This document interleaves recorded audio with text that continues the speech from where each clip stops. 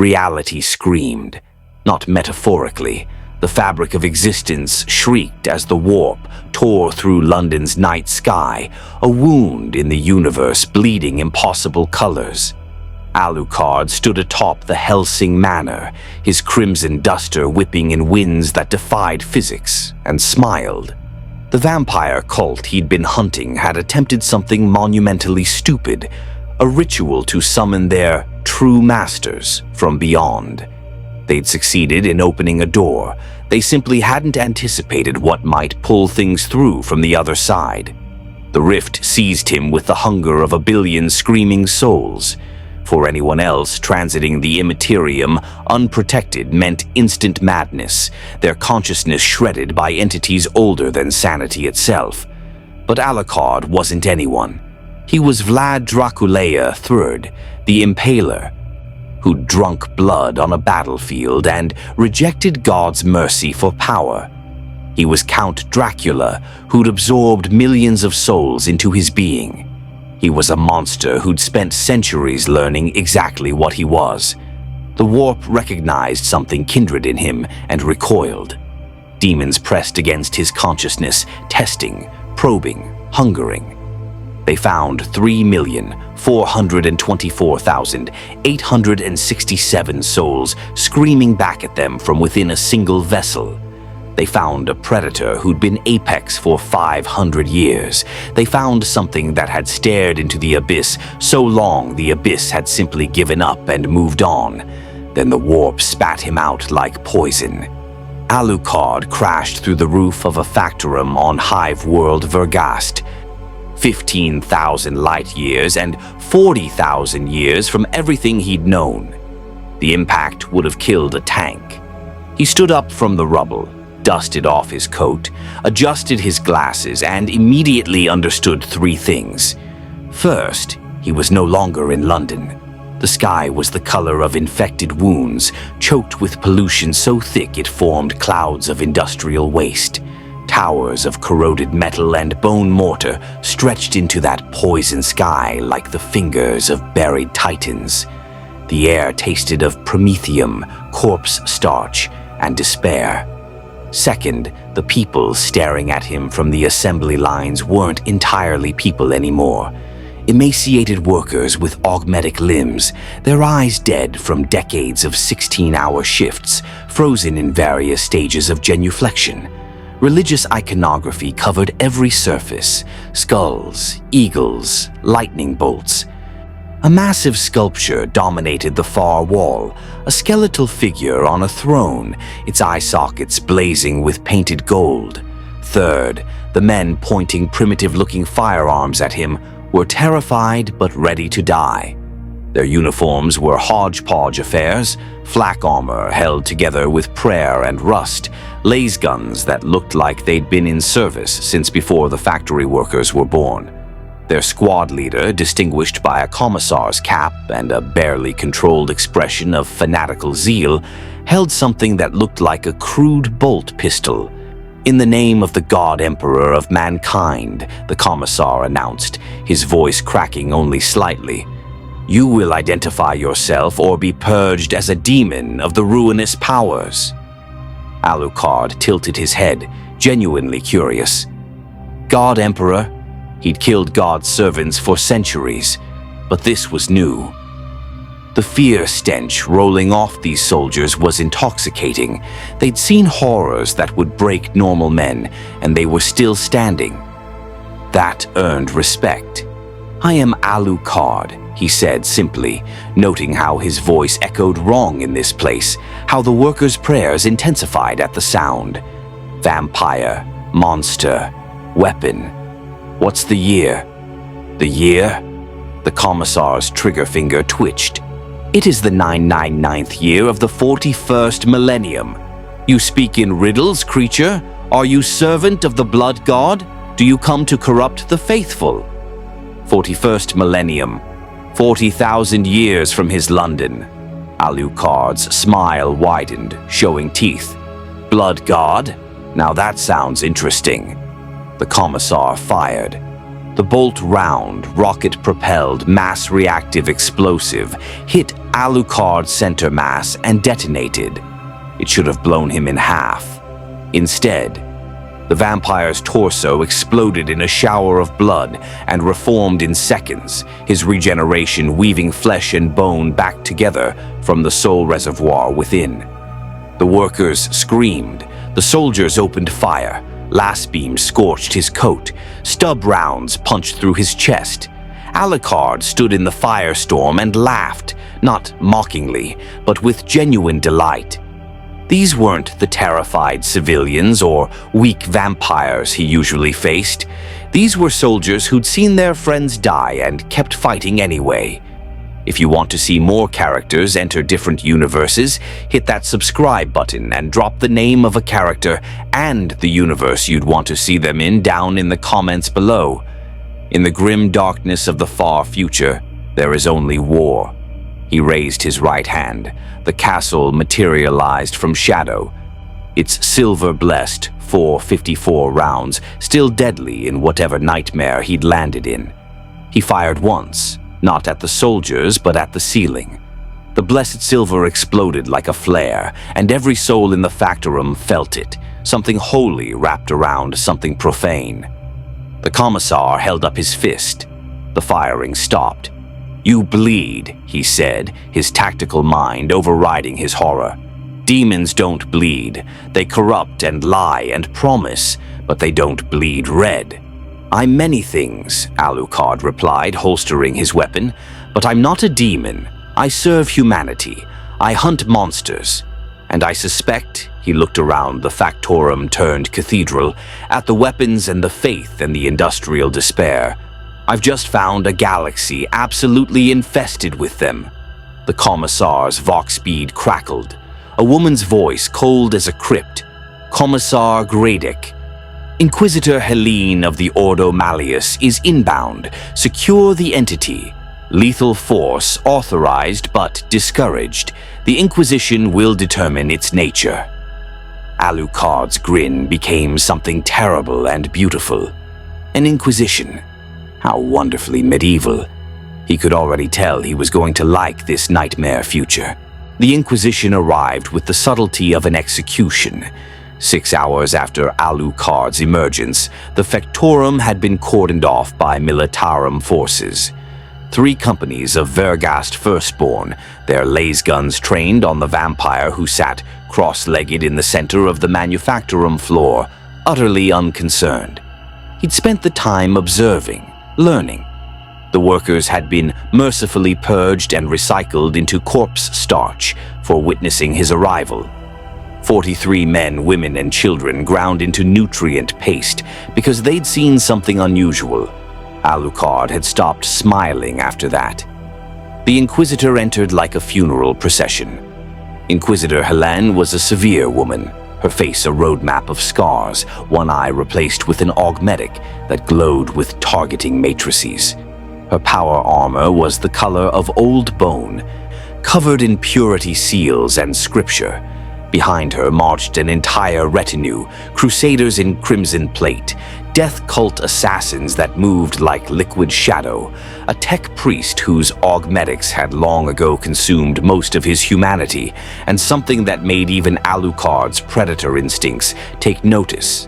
The Grey Knight stood 7 feet tall in silver-gray Terminator armor, every inch covered in psychic wards and scripture. His presence pushed against reality itself, a psyker of immense power, trained to fight demons. His force halberd hummed with psychic energy that made Alucard's soul reservoir twist uncomfortably. "I am Inquisitor Helene Karamazov, Ordo Malleus," she announced, her voice carrying the absolute authority of someone who could order planetary extinction with a word. "You are an anomaly. Warp-touched, undead, regenerating, and claiming service to humanity. Every one of those traits marks you as a potential servant of chaos. Speak truth, creature, or brother. Sergeant Calistarius will perform an empirical test of your purported immortality with his nemesis force weapon." The Grey Knight stepped forward. His psychic presence was like standing near a star, burning, absolute anathema to corruption. Alucard stood slowly, his movements deliberately non-threatening. He dealt with religious fanatics before, but these people had weaponized faith in ways that made the Vatican look like amateurs. That halberd could probably actually hurt him. I told your commissar the truth. I am Alucard. Where I come from, I served an organization dedicated to destroying supernatural threats to humanity. Vampires, ghouls, monsters that preyed on the innocent. I am one of those monsters, weaponized. Vampires, the tech priest rasped, his mechadendrites writhing. Classification uncertain, not within the catalog of xenoforms or the Daemonologia Malefactorum. Query: are you human mutant, abhuman strain, or warp entity? I was human. 500 years ago, I chose to become this. Alucard met Helene's gaze. I drink blood. I absorb the souls of those I consume. I regenerate from wounds that should be fatal. I cannot die by conventional means. In my world, I was the ultimate weapon against creatures that threatened humanity. Tell me, Inquisitor, does that sound like something your Imperium could use? It sounds like a demon of corn wrapped in lies, Calistarius said, his voice resonating with psychic weight. I sense the warp's taint upon you, creature. 3 million souls scream within your essence. That is the mark of corruption. Those souls are my victims, the guilty I've executed across 5 centuries. Murderers, rapists, monsters who preyed on the helpless. Alucard's eyes blazed crimson. I carry their weight. I remember every single one. That's the price I pay for being a monster. Helene raised her hand, stopping Calistarius from speaking. Her augmetic eye whirred, scanning Alucard through a dozen spectra invisible to normal sight. Your physical form defies every law of biology. You should not exist, yet the warp itself seems uncertain about you. Not repelled, but not welcoming either, as if you occupy a space between states. I've been between states my entire existence, Alucard replied. Not alive, not dead, not human, not monster, not servant, not free. I exist to serve humanity by being exactly what humanity needs to fight the darkness. The Emperor's Imperium already has weapons against darkness, Helene said coldly. We have the Adeptus Astartes, the Adepta Sororitas, the Grey Knights themselves. We have faith, steel, and 10,000 years of fighting every horror the galaxy can spawn. What makes you think we need an abomination who drinks blood? Alucard looked around the Factorum, at the weapons trained on him, at the religious iconography, at the cold industrial efficiency that ground human lives into paste for witnessing anomalies. He'd served Helsing for decades, had watched Integra Helsing command with steel and honor. This Imperium felt different, colder, more brutal, but the soldiers were still fighting, still standing against horrors. That mattered. Test me, he said simply. You have an Inquisition. You investigate threats. So investigate. Send me against whatever enemies your Imperium faces. If I'm tainted by this chaos you fear, it will reveal itself. If I'm a weapon, I'll prove it. And if I'm something in between, his smile returned, dark and knowing, then you'll have something unique. Helene studied him for a long moment, her retinue tensed, ready for her judgment.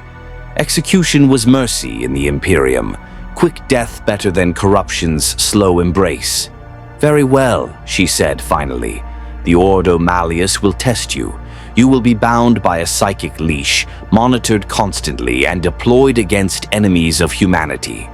One sign of treachery, one hint of chaotic taint, and Brother Sergeant Calistarius will end your existence. Do you accept these terms?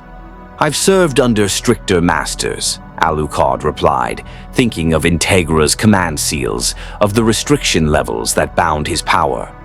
"Yes." "Then speak these words. I pledge service to the God Emperor of mankind, to his Imperium, and to the Inquisition that guards humanity against the darkness." Alucard paused. He'd rejected God once, on a battlefield soaked in blood. Had this Emperor done the same? Was he another tyrant demanding worship? Or was he genuinely humanity's last defense in this nightmare galaxy? The workers had been ground into paste for seeing him. That spoke volumes about this Imperium's methods. But the soldiers still fought, still bled. That spoke volumes too. "I pledge service to humanity's survival," Alucard said carefully. "To the Imperium that defends it. And to the Inquisition's mission of destroying that which threatens mankind. But I serve the idea of humanity, not blind faith in divinity." Every weapon in the room trained on him simultaneously. Helene's expression didn't change. In the Imperium, that sentiment is borderline heresy. The Emperor is humanity's survival. They are inseparable. "Then perhaps," Alucard said softly, "you need someone who remembers what humanity was before it needed a god." For 3 heartbeats, the Factorum held its breath. Then Helene laughed, a short, bitter sound. "Bold, foolish, potentially useful. Very well, creature. You will serve the Ordo Malleus as a sanctioned asset. Your designation, Alucard. Category, unknown, warp-touched asset. Your handler, myself. Your first mission begins immediately. If you survive, we continue this conversation. If you perish, your taint dies with you." "What's the mission?" Helene's smile was colder than death. "Hive Primus, sub-level 947. A chaos cult has established a shrine to the blood god. They're sacrificing workers by the hundreds. The local Arbites can't reach them. The Underhive is a war zone. You claim you hunt monsters. Prove it." Alucard's grin matched hers. Finally, something familiar. Blood, monsters, and self-righteous zealots who needed killing. "When do we start?" "Now." The Underhive was Hell's architecture brought to industrial scale. Alucard descended through 900 levels of human misery, following Helene's inquisitorial retinue through a nightmare of corroded metal, toxic waste, and the forgotten masses. The upper hives gleamed with Gothic grandeur, cathedrals and spires touching the poisoned sky. Down here, 40 million souls lived in darkness, illuminated only by flickering lumens and the occasional chemical fire. They walked through markets where human flesh was sold alongside protein paste, past gangs who'd worshipped the same patron saint for 15 generations without knowing why. Through hab blocks where entire families occupied spaces smaller than Helsing's broom closet. The Imperium's infrastructure was 10,000 years of accumulated decay, held together by prayer and welded scrap metal. Alucard found it fascinating and horrifying in equal measure. "You're quiet," Helene noted as they descended another access shaft, her power armor's servo motors whining. "I expected more commentary from something that claims to serve humanity." "I'm observing," Alucard replied, his enhanced senses processing everything. The despair stench was overwhelming. Billions of humans living without hope, ground beneath the Imperium's machine. "In my world, poverty existed, suffering existed, but nothing like this. You've industrialized hopelessness." "We've ensured humanity's survival for 10 millennia, Helene countered. "The alternative is extinction. Every Xenos race in this galaxy wants us dead or enslaved. Chaos wants us corrupted. The Underhive is brutal, but it produces workers, soldiers, and faith. That is sufficient." "Sufficient?" Alucard tasted the word. You're aware that makes you sound like the monsters I used to kill? Calistarius, walking ahead in his Terminator armor, turned his helmeted head slightly. Careful, creature. The Inquisitor's patience has limits. Does it? Because I think she wants to hear this. She didn't execute me when I questioned the Emperor. That suggests she's either flexible or testing me. Alucard studied Helene. Which is it? The Inquisitor's expression remained neutral, but something flickered in her augmetic eye. Calculation. The Imperium requires monsters to fight monsters. I've learned that orthodoxy and pragmatism occasionally conflict. You are my current experiment in pragmatism. Now silence.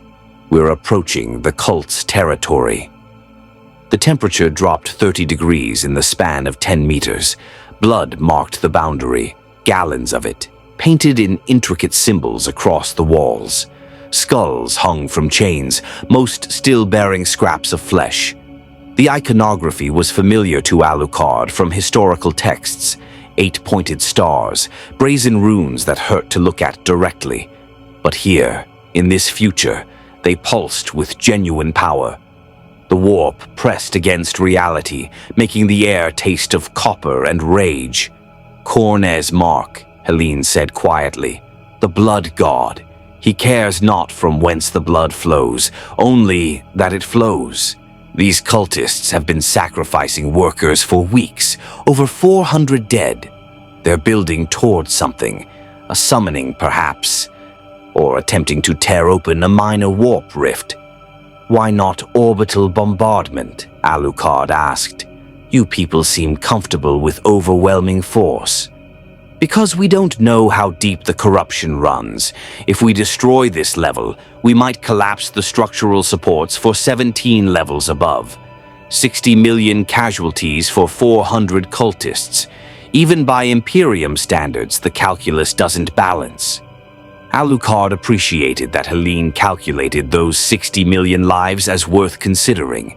In the upper hive, they'd ground 43 workers into paste without hesitation.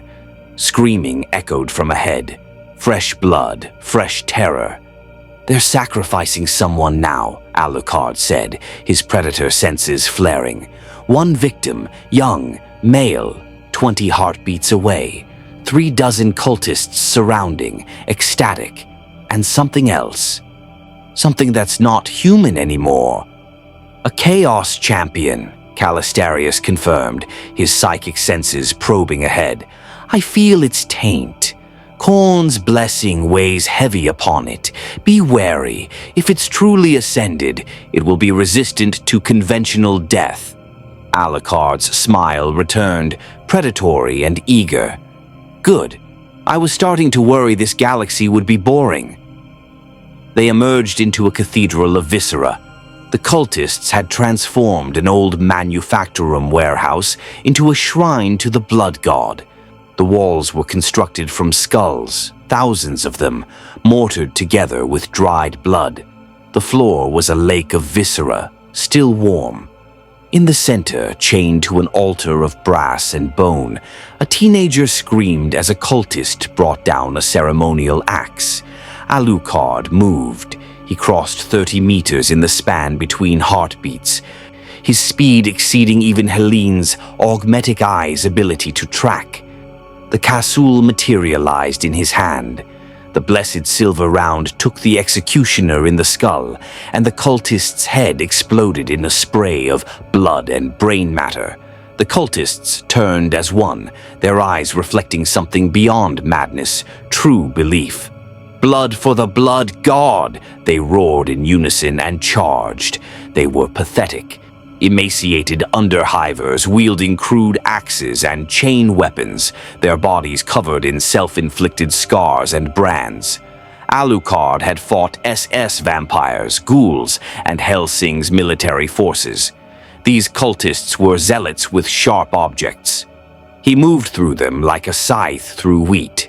The castle barked 4 times, 4 blessed silver rounds, 4 dead cultists, his left hand blurred. catching a chain axe mid-swing and using the cultist's momentum to throw him into his companions. Alucard's coat billowed, and from its shadows emerged his familiars, the hounds of war, manifestations of consumed souls tearing into the cultists with spectral fangs. Behind him, Helen's retinue engaged. The Crusaders formed a wall of crimson ceramite, their power mauls crackling. The death cult assassins moved like lethal silk, their neural shredders dropping cultists mid-charge. Calistarius stood at the rear, his psychic presence a blazing beacon that made the warp-touched symbols on the walls crack and bleed. And then the Chaos Champion stepped forward.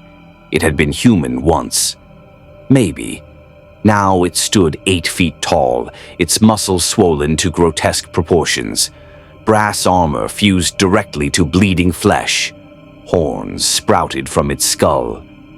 Its eyes burned with furnace heat, and when it breathed, the air itself caught fire.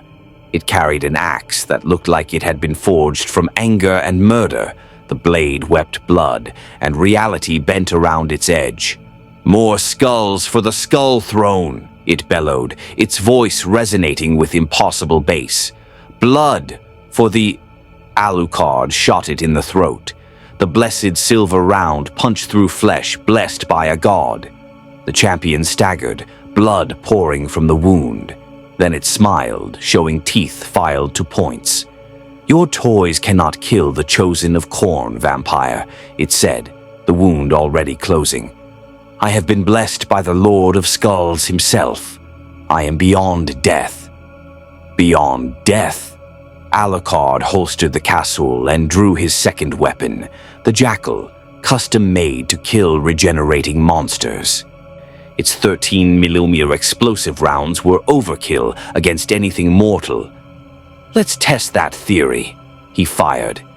The jackal's round hit the champion's center mass and detonated with enough force to pulp an engine block. The champion's torso exploded and it fell for 3 seconds. Then the champion stood, its flesh knitting back together, brass armor flowing like liquid to repair the damage. It laughed, a sound like metal grinding. "You see, the blood god provides. I cannot die while his favor—" Alucard was suddenly behind it. He'd moved faster than thought, and his hand punched through the champion's back, emerging from its chest with the beating heart clutched in his fingers. "You can't die?" Alucard whispered into the champion's ear. "Neither can I. The difference is, I've had 500 years to perfect killing things that don't die." He crushed the heart. Then he drank. The champion's blood poured into Alucard's mouth, and with it came the soul, twisted, corrupted, screaming in service to Khorne. Alucard absorbed it all, adding it to his reservoir, feeling the chaos taint writhe within him like poison. His regeneration immediately attacked the corruption, his 3 million souls burning it away with sheer weight of existence. The champion collapsed, truly dead, its connection to Khorne severed by consumption. The remaining cultists broke and ran. Helene's retinue cut them down methodically. Alucard stood in the blood lake, wiping his mouth, feeling the chaos taint still burning inside him. Not overwhelming. His soul reservoir was far too vast for one corrupted soul to dominate. But present, a stain, a weight. "Fascinating," Helene said, approaching cautiously. "You consumed a chaos-blessed entity and survived. Most beings would be instantly corrupted." "Most beings don't have 3 million souls screaming at once," Alucard replied. The teenager on the altar was still alive, weeping. "Get him to safety. He's suffered enough." Calistarius stepped forward, his force halberd raised and aimed at Alucard. "I sense chaotic taint within you now. The creature absorbed corruption." "And my essence burned it away," Alucard said tiredly. "Your sensors should confirm it. I'm not corrupted, just stained." Helene's augmetic eye whirred, analyzing. "Confirmed. The taint is present but contained, quarantined by." the subject's own spiritual mass. Remarkable. Does this mean I passed your test? Alucard asked. It means you survived one battle, Helene replied. The war continues. Come, we have other cultists to hunt, and you've just proven you're useful. As they ascended back toward the upper hive, Alucard replayed the battle in his mind. The champion's final thoughts echoed in his absorbed memories, visions of a massive brass throne, a figure of impossible size and rage, promises of eternal war and blood without end. The blood god, Khorne, one of 4, according to the fragmented thoughts. And all 4 of them had just noticed Alucard existed. The demonologists of the Ordo Malleus debated whether Alucard was an asset or a contagion for 3 weeks. During that time, Helene deployed him across Vergast's hive cities on 16 separate missions. He purged a Nurgle plague cult in the depths of Hive Secundus, finding their rotting champions pathetically weak compared to the Chaos champion he'd consumed. He hunted a Slaaneshi pleasure den in Hive Tertius, executing the debauched cultists who'd turned 14 levels into a maze of suffering and excess. He walked into a Tsientian conspiracy that had corrupted an entire administratum department, and emerged 3 days later covered in ashes and the blood of sorcerers who'd underestimated what 500 years of combat experience meant. With each mission, he proved himself, and with each mission, the warp noticed him more. The visions started after the 7th cult purge. Alucard would close his eyes and see a throne made from brass and skulls stretching into infinity. A figure sat upon it, impossible to perceive fully, radiating rage that could crack planets. The blood god, Khorne, lord of battle, master of the brazen throne. And he was watching. You fight well, Impaler. The voice came not through sound, but through thought, burning through Alucard's consciousness like acid. You carve through my servants like the warrior king you were. Such strength, such skill, such waste. Alucard stood in the vision, his true self manifesting within the immaterial realm. Around him, an endless battlefield stretched, demons and warriors clashing in eternal combat, their blood forming rivers that fed the brass throne. I've killed your cultists, Alucard replied calmly. Is this the part where you threaten me? Khorne's laughter was the sound of continents grinding together. Threaten? No, Vlad Draculea Thur. I offer you truth. You serve an Imperium that grinds humanity into paste, calls it faith, and names genocide necessary. You hunt my servants while the Corpse Emperor's lackeys commit atrocities in his name.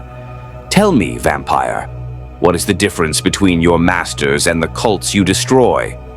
The Imperium, for all its faults, fights to preserve humanity. Your servants want to burn it all down. Do they? Or do they simply embrace the honest truth that this galaxy is war eternal, that only the strong survive, and that hiding behind false righteousness changes nothing? The blood god's presence intensified. You drank blood on a battlefield when your god abandoned you. You rejected divine mercy for power. You understand that strength is survival, that combat is truth. Join me, Impaler. Become my champion. Lead my legions. Take your place in the eternal war where your skills would finally matter. Alucard felt the temptation, not because Khorne offered power. He had power. But because the blood god offered purpose without hypocrisy. The Imperium ground workers into corpse starch while preaching the Emperor's love. Khorne at least was honest about his nature. And if I refuse, then you waste your existence serving corpse worshippers who will betray you the moment you become inconvenient. You know this. You've seen how they treat useful monsters. The vision shattered. Alucard woke in his cell, a reinforced chamber in Helene's inquisitorial fortress, its walls covered in anti-demon wards and psychic dampeners. His handler sat across from him, studying a data slate. "You were thrashing," Helene noted clinically. "Psychic monitoring detected warp communication. What did you see?" "Your blood god tried recruiting me," Alucard replied honestly. He'd learned that lying to an inquisitor with augmetic truth detection was pointless.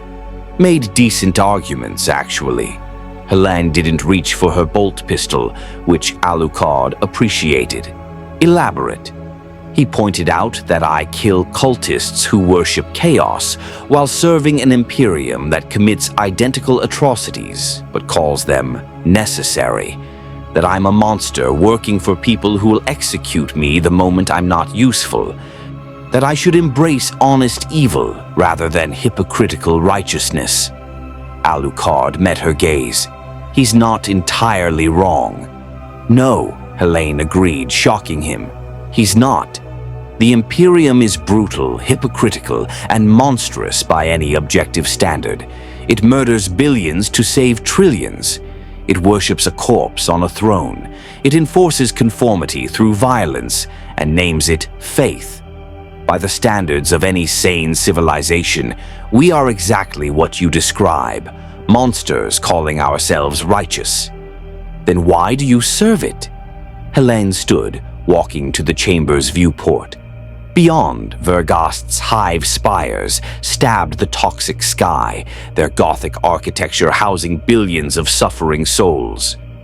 Because the alternative is extinction. Every Xenos empire wants humanity enslaved or exterminated. Chaos wants us corrupted into demon fodder. The Tyranids want to consume our biomass. The Necrons view us as vermin infesting their galaxy.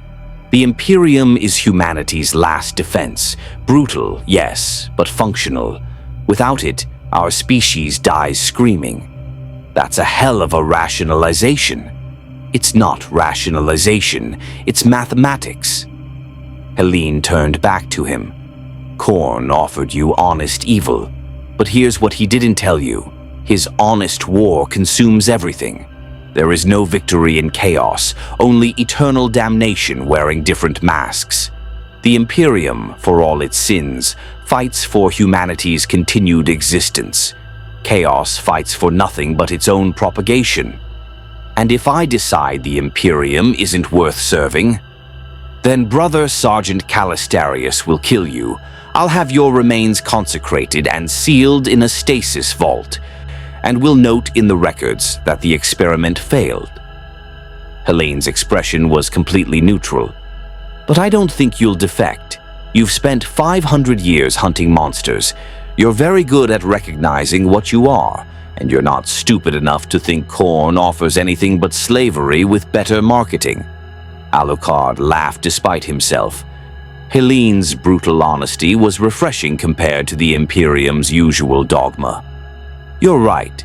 I'm not joining the Blood God, but not because I love your Imperium.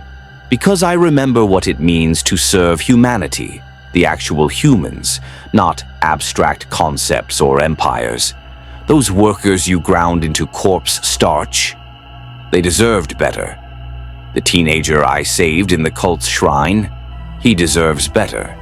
If the Imperium is humanity's only defense, then someone needs to remember what humanity actually is. Heretical sentiment, Helene noted, but useful. Very well. Your next mission awaits. Let me guess. More cults to purge. Something different. We've received reports of Chaos Space Marines operating in Vergast's hive ruins. Death Guard, Nurgle's chosen. True fallen Astartes, not cultists playing with stolen iconography. They're veterans of the Horus heresy itself, 10,000 years of experience, blessed by their plague god with immortality and corruption. They've taken an entire hab block as a staging ground. Alucard's interest sharpened. True Chaos Marines. Not corrupted humans, but former Imperial super soldiers who'd betrayed everything they'd sworn to protect.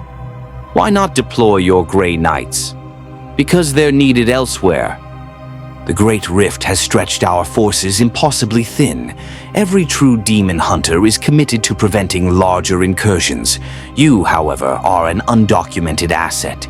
If you fail, the Imperium loses nothing. If you succeed, you prove your worth conclusively. You're sending me to die. I'm sending you to fight immortals as an immortal. It's an appropriate test. Helene handed him a data slate with tactical information. You claimed you're useful. Prove it. Bring me the Plague Champion's head, or don't come back at all. Alucard studied the mission data. The Death Guard had turned Hab Block 77 Gamma into a fortress of disease and decay. Civilians trapped inside were being converted into plague zombies or used as test subjects for bioweapons. Standard Imperial response would be orbital bombardment, but the Hab block was structurally critical. Destroy it, and 4 neighboring blocks collapse. In other words, kill the Chaos Marines without triggering apocalypse. Standard Tuesday for Helsing operations. One question, Alucard said. These Death Guard, they're immortal through disease? Through Nurgle's rot? Correct. They cannot be killed conventionally. Disease sustains them. They've survived for 10 millennia through the Plague God's blessing. Good. Alucard's smile was all teeth and promise. I've been dying to test myself against something that actually poses a challenge. As he prepared for deployment, Alucard felt the warp stir again. Not corn this time, something else. A presence that stank of rot and acceptance of decay given consciousness. A wheezing laugh echoed through dimensions. Grandfather watches you. Little vampire, a voice bubbled like infected lungs. You hunt my children? How delightful. They've been so lonely. Come, come. Let's see if your immortality can withstand true entropy. Nurgle, the plague god. And he sounded genuinely pleased. The insertion was silent. Valkyrie drop at night. Alucard descending alone into Hab Block 77 Gamma's upper levels. Helene had provided minimal support, a Vox speed for communication, a targeting beacon for extraction if he succeeded, and a melta-charge in case he needed to trigger structural collapse as a last resort. In other words, she expected him to die. The Hab block's corruption was immediately apparent. What had been a standard Imperial residential tower was now a monument to decay. The walls wept pus. Flesh-like growths pulsed where concrete should be. The air was thick with spores that would have killed a normal human in seconds. Alucard's enhanced physiology adapted instantly, his regeneration burning away the toxins before they could take hold. Bodies lined the corridors, or what had been bodies. Now they shambled forward, plague zombies animated by Nurgle's gifts. Their flesh sloughed off with each step, revealing green-black muscle and exposed bone. They moaned. Not in pain, but in ecstasy, the plague god's victims finding joy in their own dissolution. Alucard walked through them like a specter. The castle barked methodically, silver-blessed rounds punching through plague-rotten skulls, dropping zombies that rose no more. His coat billowed, familiars emerging to tear apart the revenants with spectral fangs. The zombies were pathetic, mindless obstacles. Then he reached the central atrium, and the real enemy appeared. The Death Guard Plague Marine stood 7 feet tall in Baroque power armor that had once been white and green, the colors of the Death Guard Legion during their noble service. Now the ceramite was corroded bronze green, covered in rust rot and nurglings, tiny demons that giggled and played in the armor's cracks. Pipes pumped fluids through the armor systems, carrying disease as fuel. The Plague Marine's helmet was a corroded skull face, its eye lenses glowing with diseased yellow light. It carried a plague knife, a massive combat blade dripping with toxins that could kill with a scratch, and a blight launcher that could spray concentrated disease across entire squads. "A vampire," the Plague Marine said, its voice a wet rasp through corroded Vox speakers. "Grandfather told us something interesting would come. You stink of the blood god's attention but remain unclaimed. Curious." "I'm here for your head," Alucard replied simply. "Stand down or be destroyed." The Plague Marine laughed, a sound like lungs drowning in fluid. "I am Brother Septicus of the Death Guard, Plague Champion of the 7th Company, blessed by Grandfather Nurgle himself. I have walked this galaxy for 10,000 years. I witnessed the Imperium's birth and watched it rot. What can a mere vampire do against eternity?" Alucard fired. The Jackal's 13mm explosive round hit Septicus' center mass with enough force to crater the wall behind him. The Plague Marine staggered back, a fist-sized hole blown through his chest cavity. Green ichor sprayed, and Nurglings tumbled from the wound, giggling. Then the hole closed. Flesh, if the diseased biomass could be called that, writhed and reformed. The Nurglings crawled back inside, chittering happily. Septicus rolled his shoulders, testing the repair. "You see, Grandfather's gifts sustain us. We cannot die. We cannot fail. We simply endure, spreading his blessings across this dying galaxy. Join us, vampire. Accept the inevitable decay. Find peace in entropy." "I've met enough death cults to know where that leads," Alucard said, holstering his weapons. "You want to see immortality? Let me show you mine." He moved. 500 years of combat experience compressed into pure lethality. Alucard crossed the 30 meters between them faster than Septicus could track, his fist punching through the corroded ceramite into the Plague Marine's chest. He grabbed the primary heart, one of 3, and ripped it free. Septicus swung his plague knife. The blade carved through Alucard's torso, spilling blood and entrails. Toxins flooded into the wound, diseases that could liquefy organs in seconds. Both combatants stepped back, assessing damage. Alucard's intestines writhed back into his body cavity, his regeneration already neutralizing the toxins. The wound sealed in seconds. Septicus's heart regrew from diseased tissue, Nurgle's blessing rebuilding what was lost. They stared at each other, two immortals recognizing the stalemate. "Fascinating," Septicus wheezed. "Your regeneration rivals Grandfather's gifts, but you lack the joy of decay, the acceptance of entropy. You fight against death rather than embracing it. This is suffering." "I chose this suffering," Alucard replied. "Every soul I've consumed, every life I've taken, every death I've dealt, I remember it all. That's my curse and my strength. You've surrendered to your god's rot. I remain myself, a monster by choice. Then let's see whose choice is stronger." They clashed again, plague knife against enhanced strength, disease against regeneration, 10 millennia of experience against 5 centuries of refined lethality. The Hab block's atrium became an abattoir.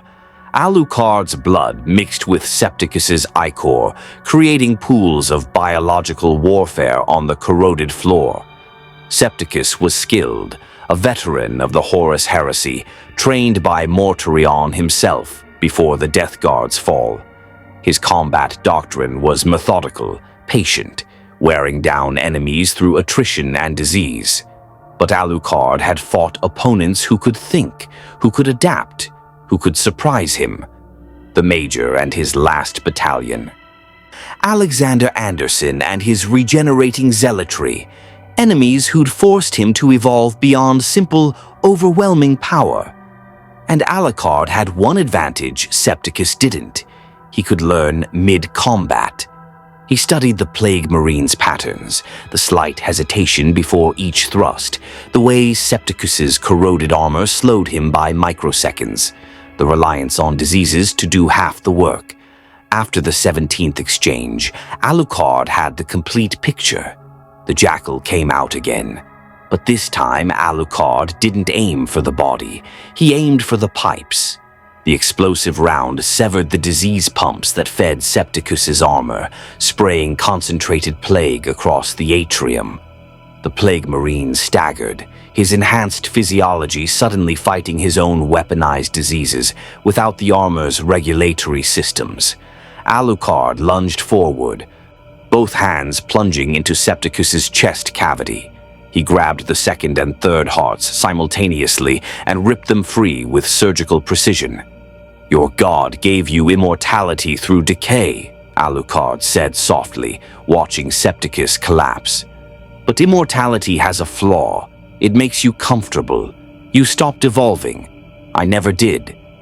He drank. Septicus's essence poured into him. 10,000 years of memory, disease, corruption, Nurgle's blessing trying to take root. Alucard's soul reservoir seized the corrupted soul and burned. 3 million souls screamed in unison, rejecting the plague god's touch with sheer existential weight. The corruption writhed inside him like cancer. For 30 seconds, Alucard's regeneration warred with Nurgle's disease, his body simultaneously rotting and rebuilding. Green pustules erupted across his skin. His blood turned to pus, his flesh sloughed, then his soul reservoir won. The corruption burned away, leaving only the memory, the experience, the knowledge of what chaos offered and what it cost. Septicus's body crumbled to dust, his connection to Nurgle severed by consumption. The remaining Death Guard, 4 more Plague Marines, emerged from the lower levels, their blight launchers raised. They'd felt their champion fall and came to investigate. Alucard stood among the corpses and the disease, covered in blood and ichor, his eyes blazing crimson with power that had just consumed a 10,000-year-old Chaos champion. "Who's next?" he asked. The Plague Marines opened fire. Concentrated disease sprayed across the atrium in clouds of toxin. Alucard's coat billowed, and from it emerged not just familiars, but something more. The souls of every cultist, every corrupted champion, every monster he'd consumed since arriving in this nightmare galaxy. An army of specters, hundreds strong, charged forward. The battle lasted 17 minutes. When it ended, all 4 Plague Marines lay scattered in pieces, their armor breached, their cores consumed, their connection to Nurgle severed permanently. Alucard triggered the extraction beacon, then collapsed against a corroded wall, feeling the warp's attention on him like physical weight. 2 Chaos Gods had tried recruiting him now. 2 had failed, but 4 remained. And the galaxy was vast. Helene's voice crackled through the Vox bead. "Extraction inbound. Well done, asset. The Ordo Malleus officially designates you a sanctioned weapon against chaos. Your war has only begun." Alucard smiled through blood-covered teeth. In his previous life, he'd hunted vampires and ghouls across a single city. Now he'd been handed an entire galaxy of monsters. Finally, a challenge worth his immortality. The summons came 3 months into Alucard's service to the Ordo Malleus. He'd purged 17 chaos cults, eliminated 3 corrupted planetary governors, and personally executed a rogue psyker who'd been summoning demons in the spires of Hive Primus. Helene's reports to her inquisitorial superiors were clinically positive. Asset demonstrates consistent loyalty, exceptional combat capability, and resistance to chaotic corruption. Recommend continued deployment. What the reports didn't mention was that Alucard had started questioning everything. The Imperium's methods weren't just brutal, they were systematically dehumanizing. He'd watched commissars execute soldiers for retreating from unwinnable battles, seen entire city blocks incinerated because one cultist had been reported among thousands of innocents. Witnessed the ecclesiarchy preach the Emperor's love while branding children as witches and burning them alive. Every mission drove the same question deeper. Was he truly serving humanity, or had he simply traded one master for another? The answer came when Helene assigned him to a mission beyond Vergast. "You're being deployed to Armageddon," she announced, her augmetic eye displaying tactical data. "Sector Hades. A chaos incursion has manifested, not cultists this time, true demons. Lesser entities, but numerous. The local Imperial Guard regiments are holding but taking catastrophic casualties. You'll reinforce them and eliminate the demonic presence." Armageddon. Even Alucard recognized that name from Helene's briefings, a hellish industrial world, site of multiple wars, where billions had died defending humanity's manufacturing capacity. Going there meant stepping into the Imperium's meat grinder at full scale. "Will I have support?" "A squad of Tempestus Scions will accompany you for insertion. After that, you're on your own. The Guard Commander will provide tactical intelligence, but you're not under his chain of command. You answer only to the Inquisition. And if the Guard Commander orders me to commit atrocities," Helene's expression didn't change, "then you exercise judgment. You're sanctioned to act independently against chaos. How you interpret that mandate is between you and your conscience." The transport ship took 3 weeks through the warp. 3 weeks of Alucard confined to a warded chamber, while the Geller fields kept reality stable around them. He spent the time reviewing intelligence on Armageddon's current war, studying demon classifications, and ignoring the whispers that pressed against his consciousness during warp transit. Korn's voice, promising eternal battle. Nurgle's wheeze, offering peace through acceptance. And now new voices, Tzeentch's conspiracies, promising knowledge and change. Slanesh's seductions, offering perfection through sensation. All 4 Chaos Gods knew he existed now. All 4 wanted him. Armageddon's sky was the color of burning brass when they dropped from low orbit. The Valkyrie screamed through anti-air fire, dodging ground-to-air missiles fired by cultist forces. Alucard stood at the open rear hatch, watching the industrial nightmare below. Factories the size of cities, hive spires stabbing through toxic clouds, and across everything. The telltale signs of chaos corruption. Warp rifts pulsed like infected wounds in reality. Lesser demons poured through, bloodletters with brass blades, plague bearers spreading disease, pink horrors cackling with magical flame, and demonettes that moved with predatory grace. The Imperial Guard fought desperately, their battle lines holding through faith and firepower.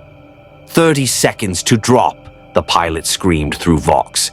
"Target zone is hot. Multiple demon contacts. Emperor protects."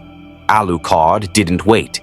He stepped backward out of the Valkyrie, falling 3,000 feet toward the battlefield below. The demons sensed him immediately, a soul burning with the essence of millions, a predator that had consumed Chaos champions. Bloodletters shrieked and charged. Plague-bearers shambled forward, eager to spread their gifts. The daemonettes hissed, recognizing something that could satisfy their endless hunger. Alucard hit the ground like a meteor.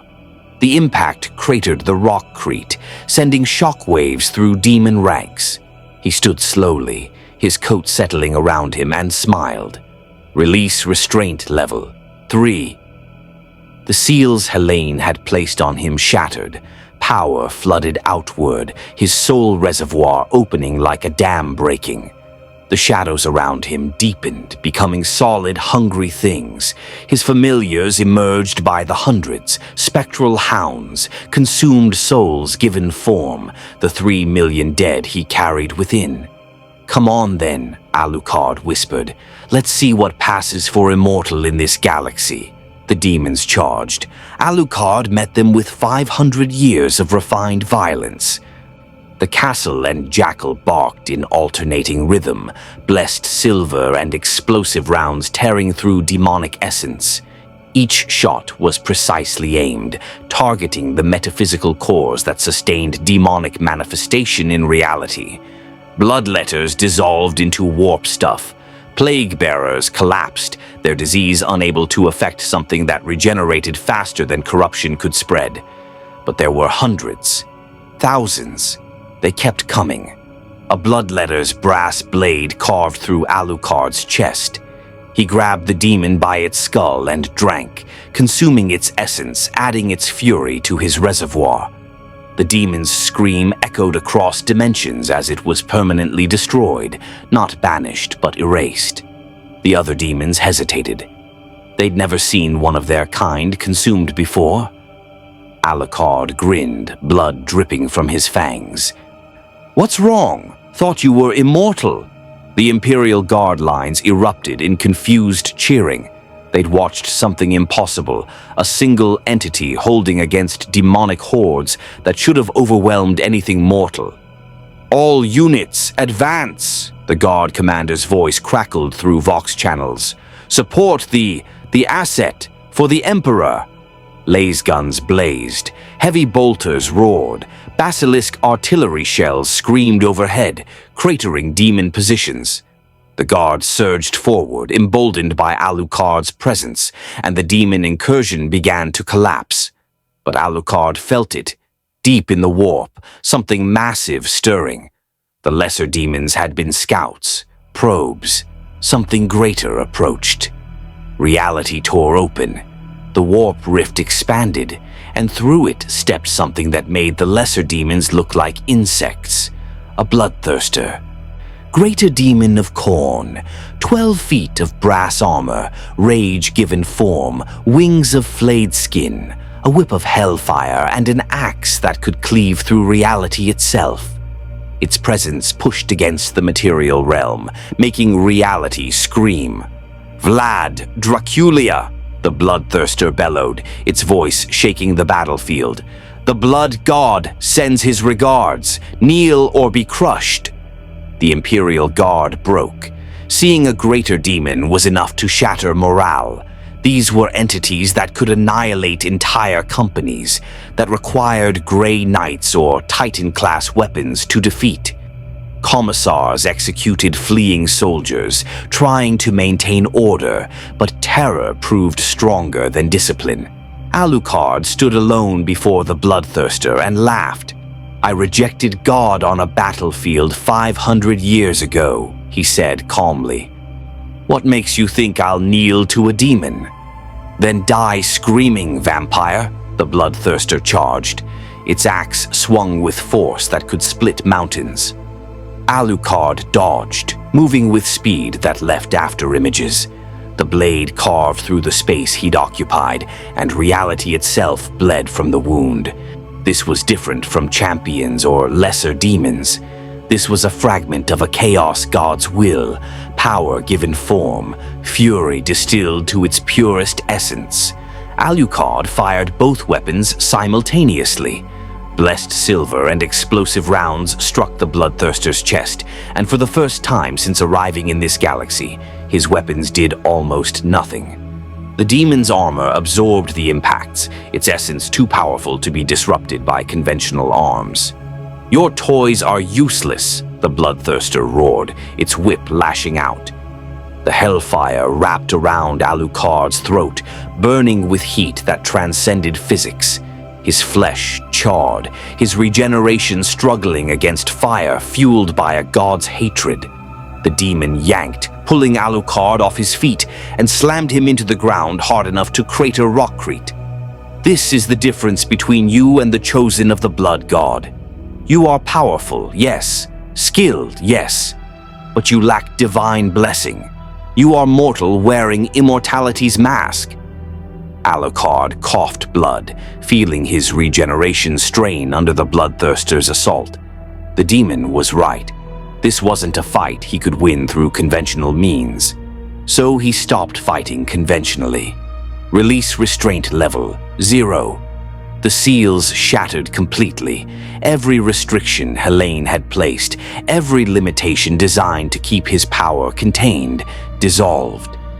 The soul reservoir opened fully, and 3,424,867 souls screamed into manifestation. The shadows exploded outward. Familiars emerged by the thousands, spectral warriors, consumed enemies, every life Alucard had taken across 5 centuries given form and fury. They swarmed the bloodthirster like ants covering a lion, tearing at its essence with metaphysical claws. The demon roared, swinging its axe through the familiar swarm, destroying hundreds with each blow. But for every familiar destroyed, 10 more emerged. The sheer weight of souls pressed against the greater demon's manifestation, disrupting its connection to the warp.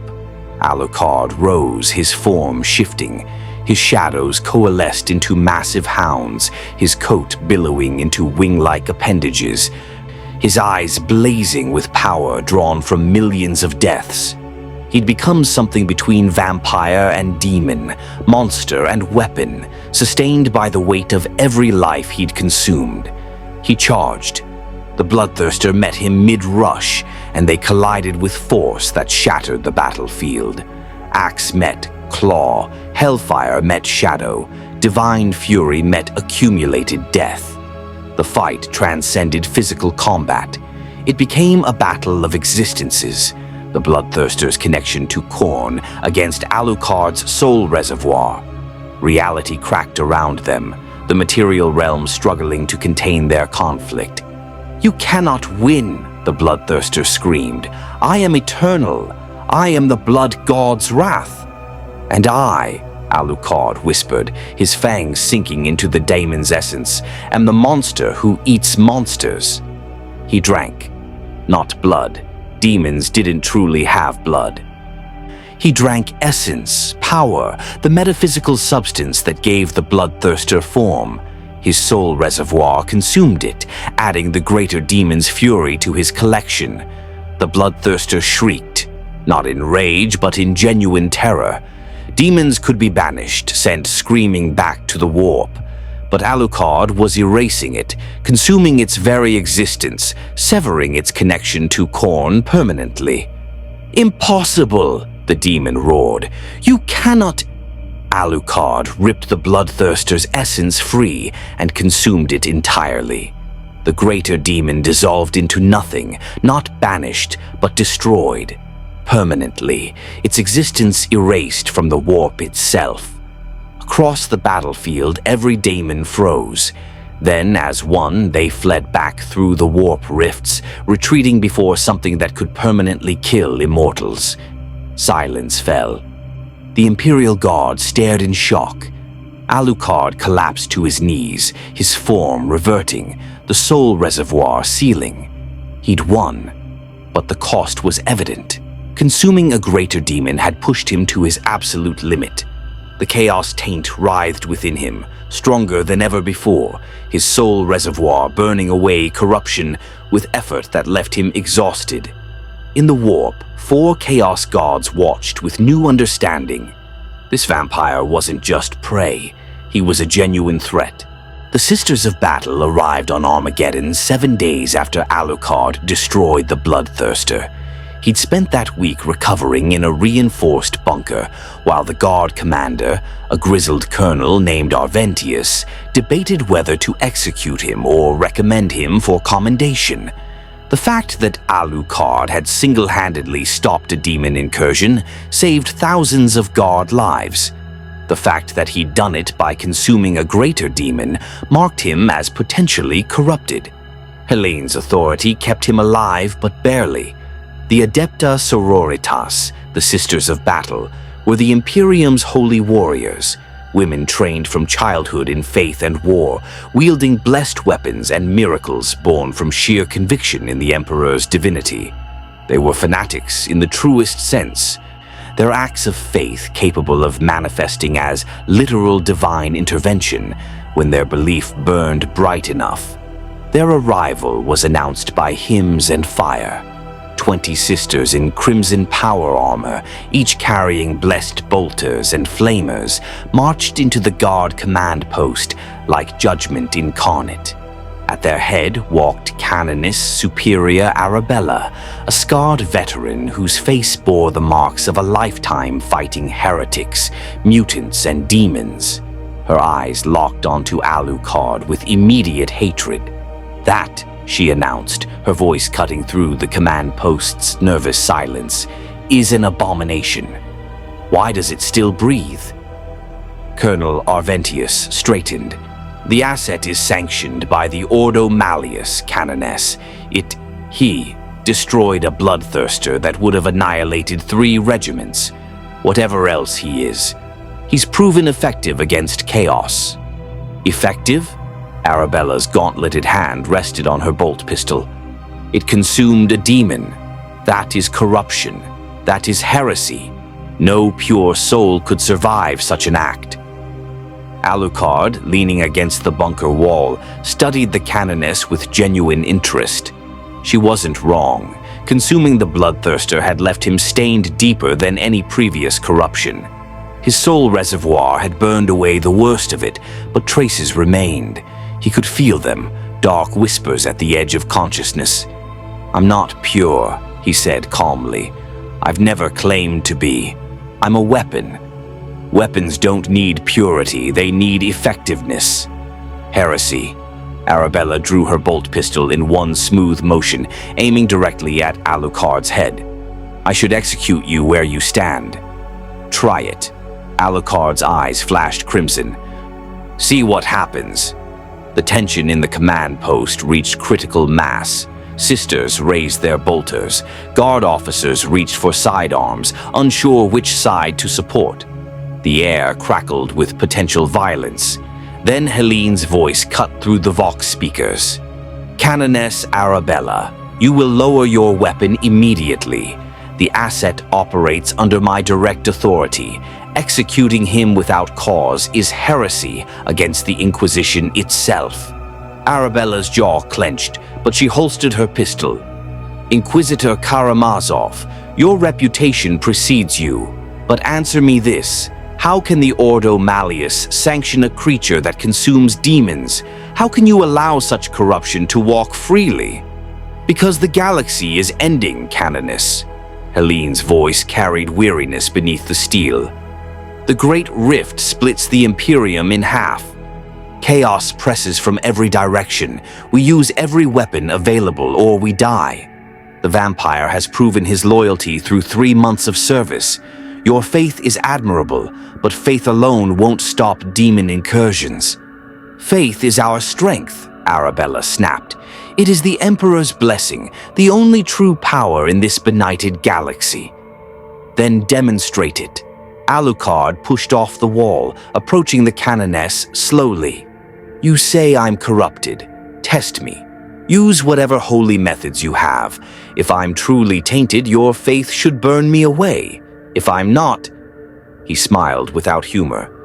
"Then perhaps your certainty isn't as absolute as you think." Arabella studied him for a long moment, her augmetic optics analyzing every detail. Then she nodded curtly. "Very well. We perform the rite of purity. If you survive with soul intact, I'll accept that the Emperor allows your existence. If you fall, I execute you myself. Do you accept these terms?" "I do." "Then kneel." Alucard knelt, not because he feared the sisters' judgment, but because he genuinely wanted to know. After consuming Chaos Champions, after drinking demon essence, after resisting 4 Chaos Gods' temptations, was he still himself, or had corruption taken root so deeply he couldn't perceive it? The sisters formed a circle around him, their voices rising in hymns. The words were High Gothic, ancient prayers to the God Emperor, invocations of purity and divine wrath. Arabella produced a blessed blade, its edge gleaming with faith-forged light. "By the Emperor's will, I test this creature," she intoned. "If corruption dwells within, let it be revealed and purged." The blade cut across Alucard's chest, carving through flesh down to bone. The wound should have healed instantly, but the blessed steel resisted his regeneration, forcing the injury open. His blood, crimson, mixed with the essence of 3 million consumed souls, poured onto the bunker floor.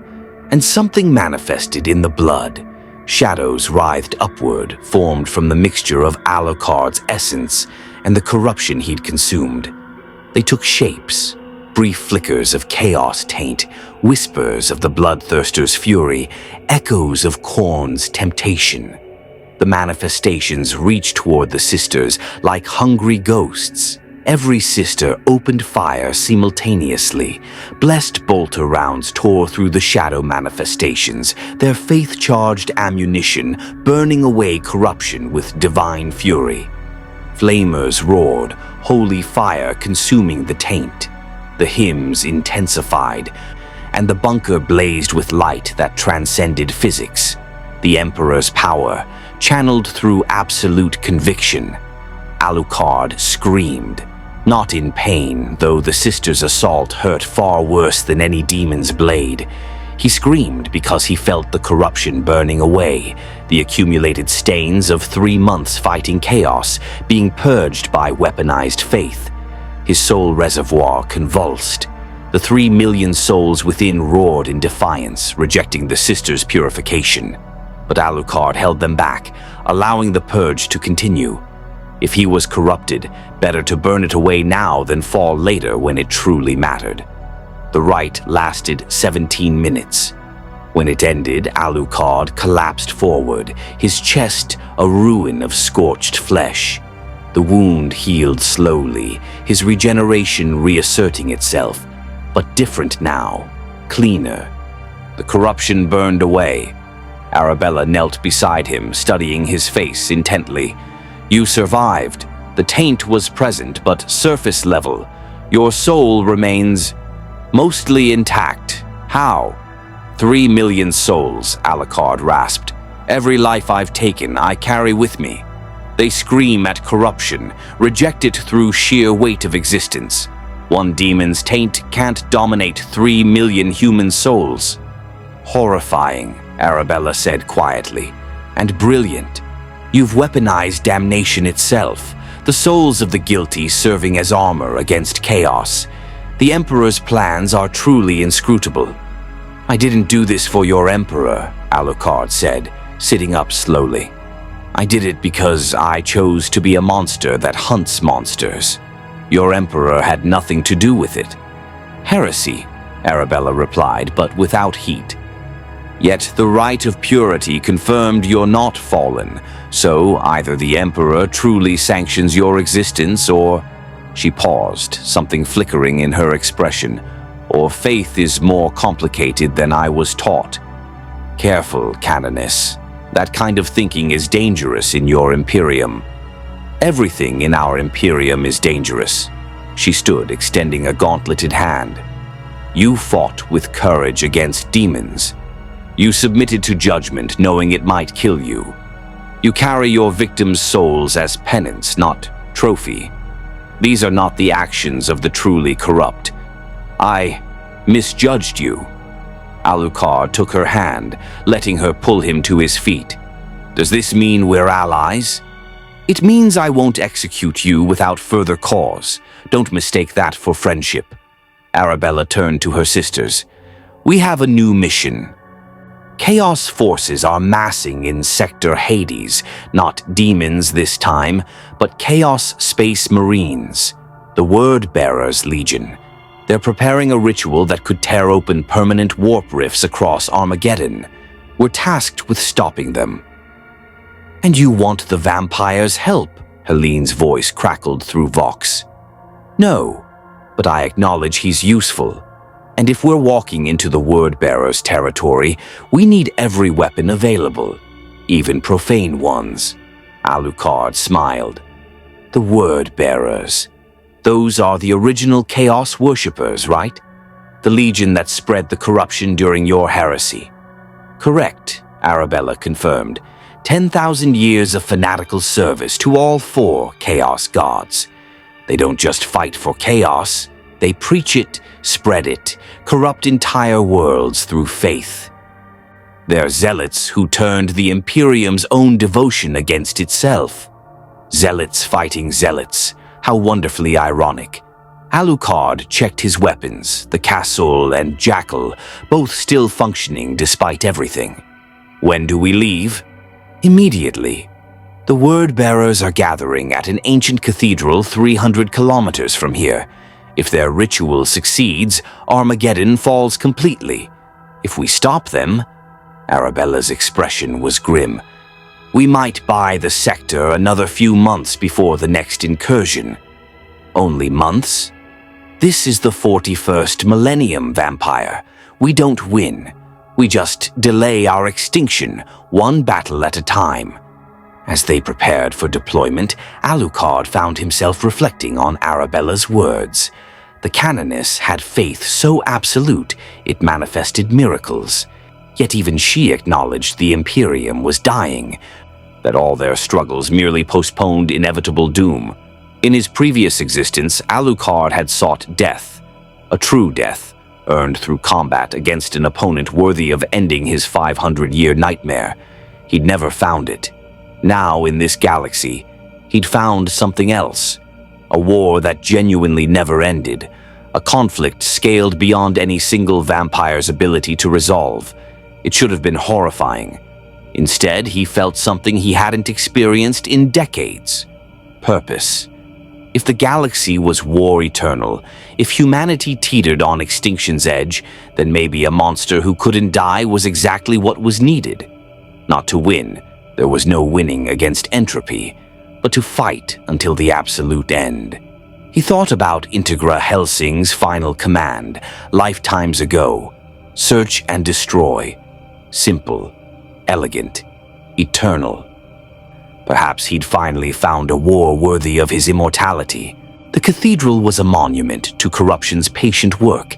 It had been built during the age of apostasy 6,000 years ago, when the ecclesiarchy's power reached its zenith. A Gothic masterpiece of faith and devotion, its spires had once reached toward the Emperor's light. Now those spires were twisted, covered in 8-pointed stars and scripture written in languages that hurt to read. The word-bearers had claimed this sacred ground and transformed it into a shrine to the Chaos Gods. Alucard, Canoness Arabella, and her sisters approached through Armageddon's industrial wasteland under cover of darkness. The vampire moved like liquid shadow, centuries of experience making him nearly invisible. The sisters advanced with military precision, their power armor's servo motors whisper quiet despite the weight. The perimeter was defended by cultists, thousands of them converted by the word-bearers' preaching. They wore robes marked with chaos iconography, carried autoguns and improvised weapons, and their eyes reflected fanatical devotion that matched any sister of battle's faith. Their innocence, Arabella said quietly, studying the cultists through her helmet's optics. Corrupted, yes, but many were factory workers, hive civilians. The word-bearers specialize in corrupting through persuasion. Can they be saved? Alucard asked, though he already knew the answer. No. Chaos corruption runs too deep. The merciful action is execution. Arabella's voice carried no satisfaction, only grim acceptance. We purge them to spare them worse fates. At least death is clean. That's your mercy. Killing those who were manipulated? Yes. Arabella turned to face him fully. In your world, perhaps corruption could be cured. Here, it's terminal. The moment someone accepts chaos into their soul, they're doomed. We kill them because leaving them alive spreads the infection. You may find that horrific. I find it necessary. Alucard thought about Walter, his former ally, corrupted by Millennium. About how corruption changed people fundamentally, made them something other than what they were. Arabella wasn't wrong. Sometimes infection was terminal, but that didn't make it less tragic. I'll kill them, he said finally, but I won't pretend it's mercy. Your honesty is refreshing, vampire. Most prefer comforting lies. They struck at midnight when the cultists' prayers reached fevered intensity. Arabella's sisters emerged from cover with flamers blazing, holy fire consuming cultists by the dozens. Their bolters roared, each shot precisely aimed, each kill instant and clean. The sisters sang hymns as they fought, their faith transforming slaughter into sacrament. Alucard moved through the chaos like a ghost, the Casul and Jackal dropping cultists who'd never see him coming. He didn't enjoy killing the corrupted innocents, but he'd made his choice. If the Imperium's brutal calculus was the only thing keeping humanity alive, he'd participate. Someone had to do the dirty work, but unlike the sisters, he'd remember every face. They breached the cathedral's main entrance, and the architecture itself attacked them. The walls bled, stone transformed into flesh by chaos corruption. Tentacles emerged from pillars, trying to grab and crush. The floor pulsed like a heartbeat, and the air was thick with whispers promising power, knowledge, pleasure, acceptance. "Stay focused," Arabella commanded. "The corruption wants us to doubt, to question. Hold to your faith." The sisters' hymns intensified, their faith pushing back against the cathedral's wrongness. But Alucard felt it differently. The chaos corruption wasn't just environmental. The word-bearers had performed thousands of rituals here, soaking the stone in warp energy. The building was becoming a demon in its own right. Then they reached the cathedral's heart, and Alucard understood the true scope of the threat. The nave was a nightmare made manifest. Where pews once stood, now were altars to all four chaos gods. Skulls for Khorne, rot for Nurgle, crystalline growths for Tzeentch, disturbing sculptures for Slanesh. In the center, a massive warp rift pulsed like an infected wound in reality, demons pressing against its boundaries, eager to manifest fully. And surrounding the rift stood 17 word-bearers. They were Chaos Space Marines in the truest sense, crimson armor covered in scripture and seals, their helmets bearing demonic horns, their weapons blessed by gods who should not exist. Each word-bearer was a veteran of 10,000 years, their faith in chaos as absolute as any sister's faith in the Emperor. At their head stood Dark Apostle Malak Cartho, a massive figure whose armor seemed to shift between the colors of all four chaos gods. His face was tattooed with scripture, his eyes blazing with warp light. He carried a cursed Crozius, a demon-possessed weapon that radiated malevolence. "Sisters of Battle," Malak's voice resonated with harmonics that shouldn't exist. And something interesting. A vampire. In the 41st millennium, the dark gods work in mysterious ways. "Word-bearers," Arabella spat the name like poison. "Your corruption ends tonight. In the Emperor's name, we will purge you from his galaxy." Malak laughed, the sound layered with multiple voices. "The Emperor, the anathema. He is a corpse on a throne, sister.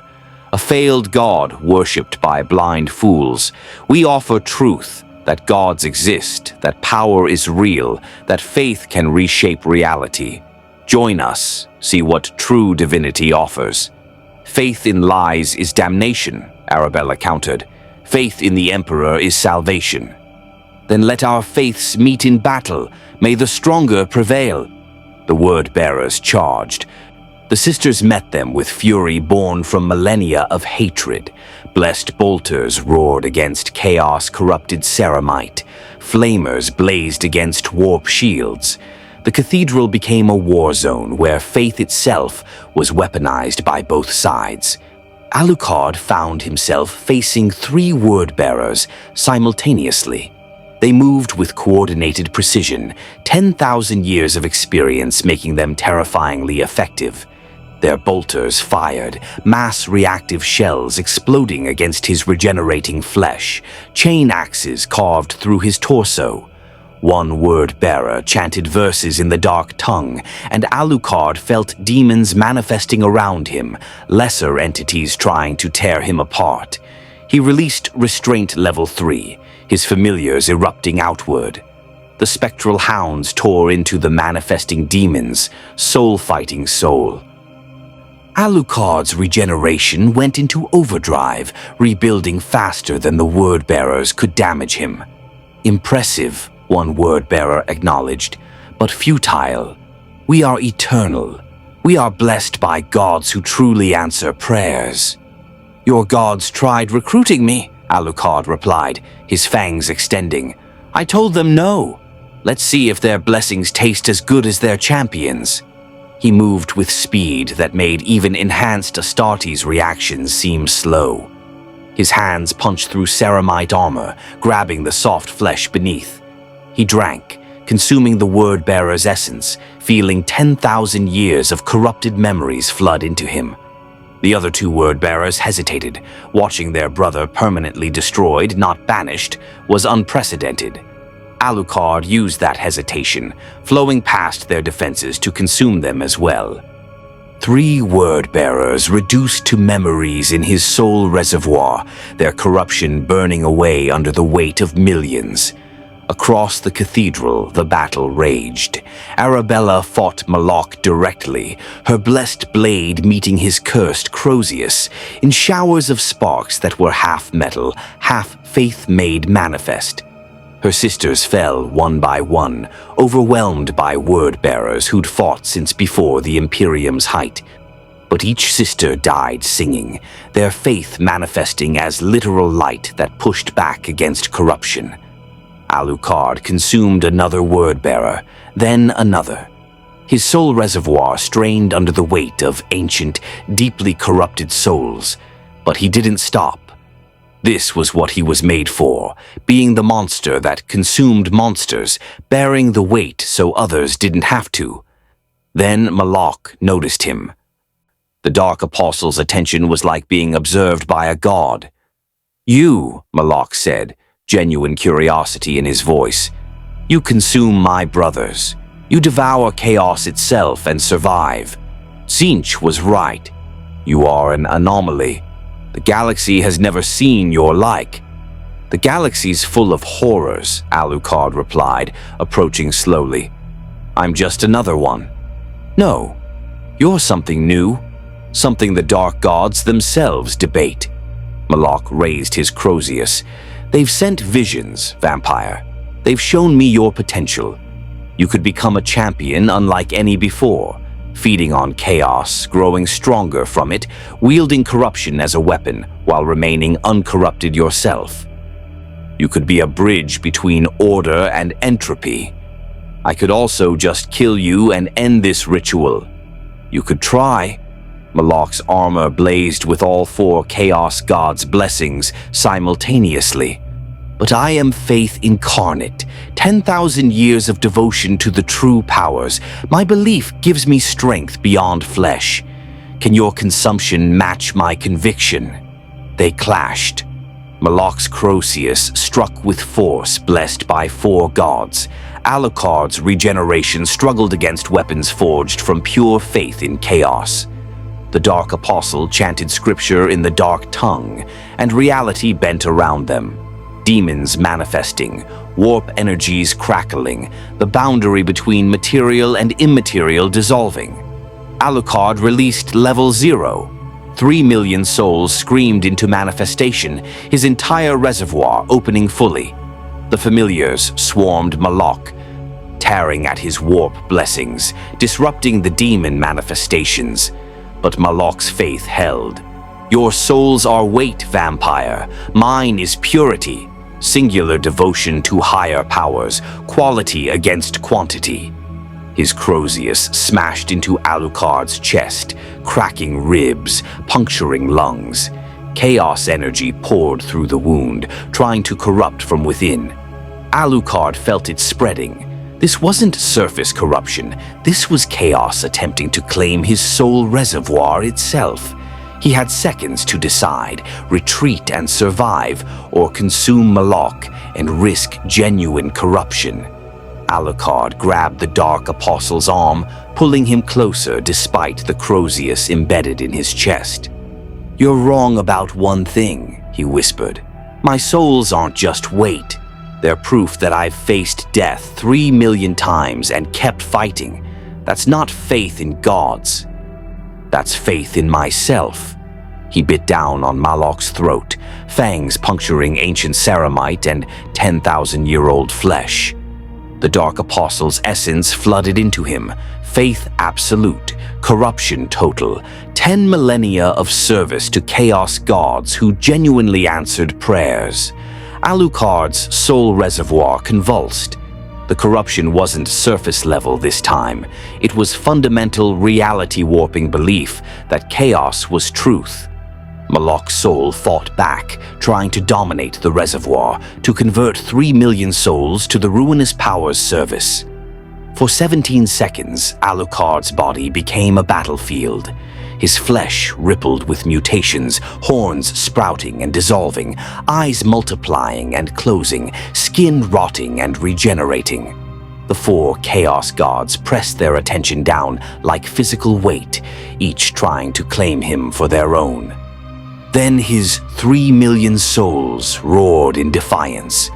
Not because they were pure, many had been murderers, monsters, guilty of atrocities, but because they were his, because Alucard carried their weight as penance, as armor, as proof of what he was, and they refused to be claimed by gods they'd never chosen to serve.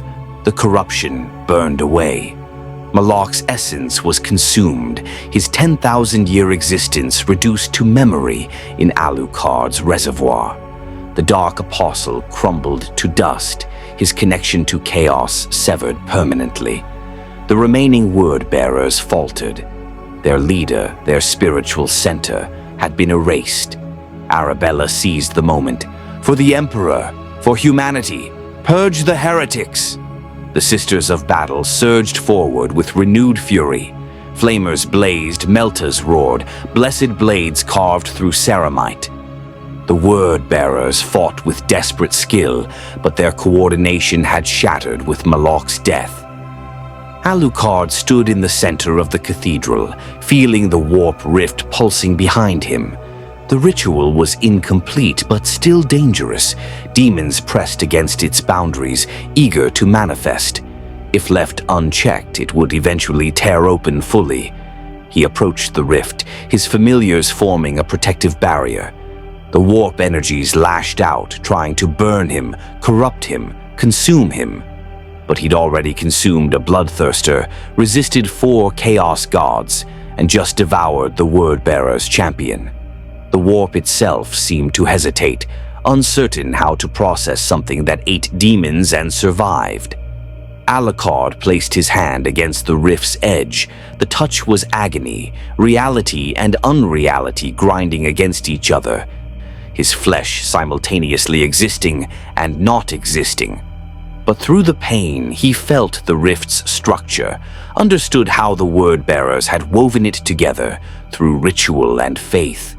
Faith could open doors between reality and the warp. Could faith also close them? Arabella, he shouted over the battle's chaos, I need your sisters, all of them. Focus your faith here. The canoness didn't hesitate. Sisters, to the vampire, channel the Emperor's light. The remaining sisters, 8 of the original 20, formed a circle around Alucard and the warp rift. Their voices rose in hymns, and their faith manifested as visible light, golden and pure, pressing against the corrupted cathedral's darkness. Alucard felt their faith like physical heat. It burned against his vampiric nature, made his flesh smoke and char. But he held his position. Using his soul reservoir as a bridge, 3 million souls connecting the sisters' faith to the warp rift itself. The rift convulsed. Demons on the other side shrieked in fury as the sisters' faith began sealing their entrance. The warp energies fought back, trying to maintain the breach, but Alucard's presence disrupted their efforts. He was neither fully material nor warp-touched, existing in between, and that liminal state let him hold the door while the sisters forced it closed. The last word-bearer charged them, desperate to stop the sealing. Arabella met him with her power sword, the blessed blade carving through corrupted ceramite in a single strike. The Chaos Marine collapsed and the battle finally ended. The warp rift sealed with a sound like reality exhaling, the demons shrieking, cut off abruptly. The cathedral's corruption began to fade, chaos energies dissipating without the rift to sustain them. Alucard collapsed, his hands blackened from touching raw warp energy, his regeneration struggling to repair damage that transcended physics. The sister's faith had burned him almost as badly as the rift itself. Being caught between chaos and the Emperor's light had nearly torn him apart. Arabella knelt beside him, her armor scorched and dented, her face showing exhaustion. "You held the door. Your existence, vampire, monster, whatever you are, served as the bridge that let our faith seal corruption itself. The Emperor truly does work in mysterious ways." "Don't thank your Emperor yet," Alucard rasped. "That hurt like hell, both sides of it. Yet you endured. Most beings would have been destroyed, consumed by either chaos or faith. You survived both." She helped him sit up slowly. "What are you, truly? Not vampire, not demon, not human. What manner of creature serves humanity while standing apart from it?"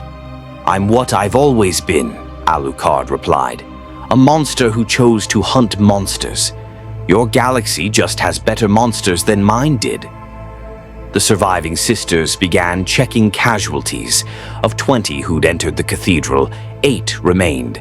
12 had died fighting word-bearers who'd lived for 10,000 years. The Chaos Marines had all fallen, permanently destroyed rather than merely banished. It was, by the Imperium standards, a complete victory.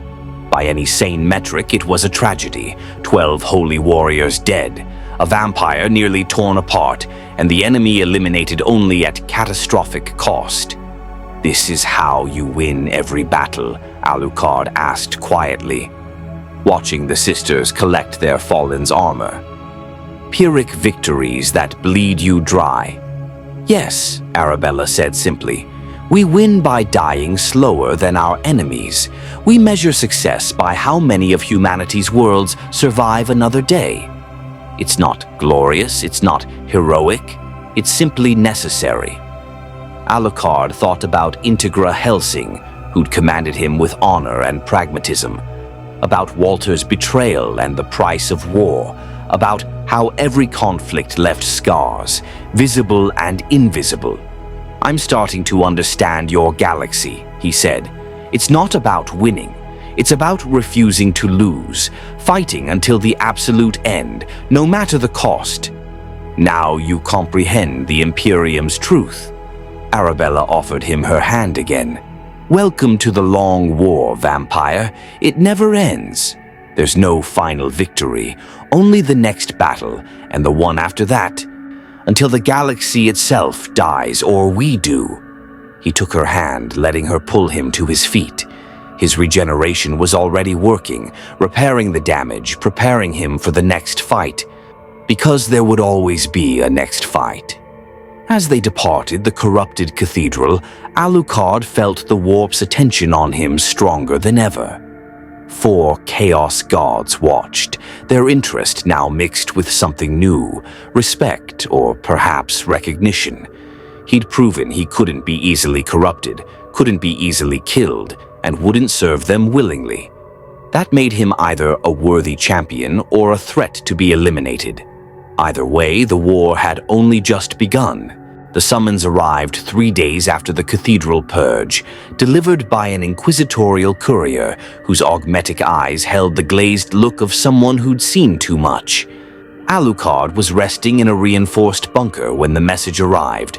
Not sleeping, he didn't truly need sleep, but meditating, processing the memories of every soul he'd consumed since arriving in this nightmare galaxy.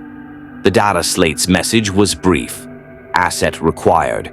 Inquisitorial Fortress Sanctum, Hive Acheron, Priority Alpha.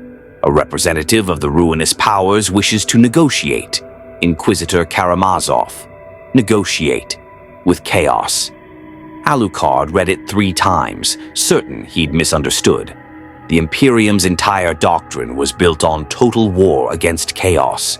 No compromise, no negotiation, only extermination. Yet Helene, his handler, was requesting his presence at a negotiation with the enemy. Either it was a trap, or something far worse.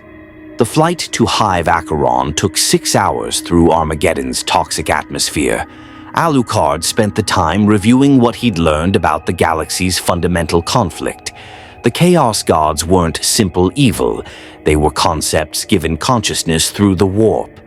Korna was fury and martial pride, Nurgle was acceptance and endurance, Tzeentch was change and ambition, Slaanesh was perfection and sensation.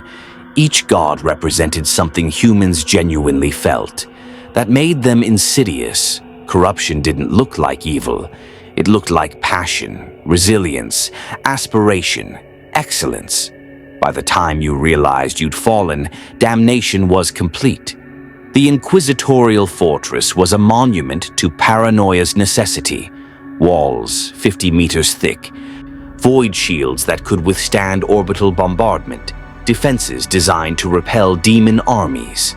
At its heart was a council chamber where inquisitors debated humanity's darkest secrets and made decisions that could doom or save billions. Helene met him at the entrance, her power armor replaced with formal inquisitorial robes. Her augmetic eye whirred constantly, analyzing everything. You came quickly. Good. Your message said Chaos wants to negotiate. That's not possible. Your Imperium doesn't negotiate with corruption. Normally, no. But these aren't normal circumstances. She led him through security checkpoints where servitors scanned for Chaos taint and Grey Knights stood ready to purge corruption. 7 hours ago, a Chaos sorcerer appeared in the fortress's main plaza, alone, unarmed, broadcasting a single message. We wish to discuss the vampire. Alucard stopped walking. Me?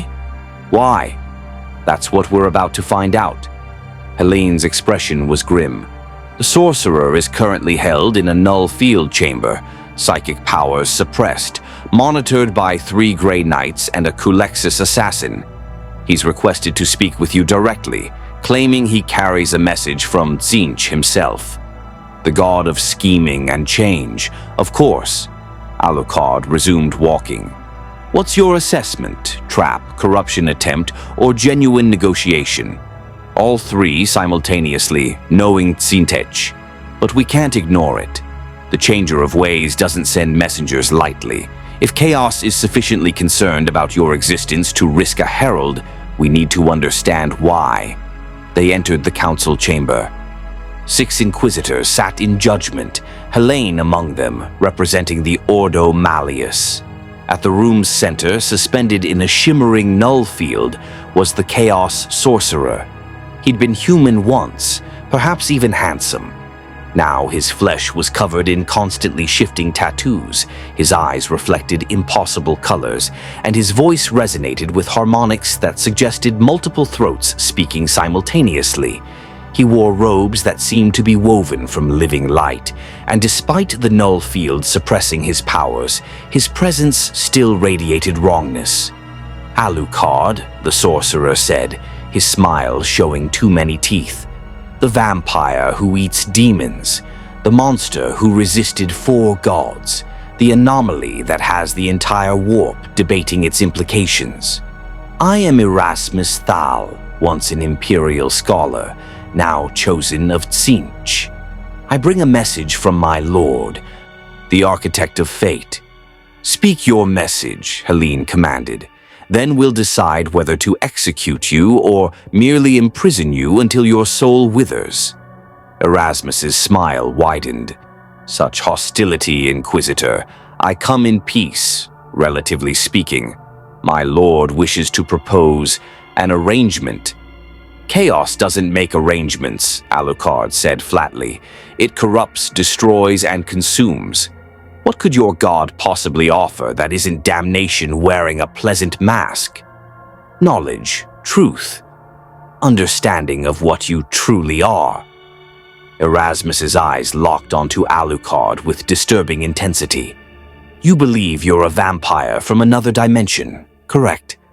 A creature that drinks blood and absorbs souls, pulled through the warp into our galaxy by accident? That's what happened. No, that's what you remember happening.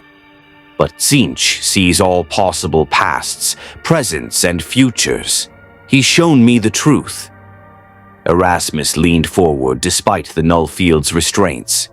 You weren't pulled through the warp by accident. You were summoned, deliberately, by someone in this galaxy who knew exactly what you were and wanted you here.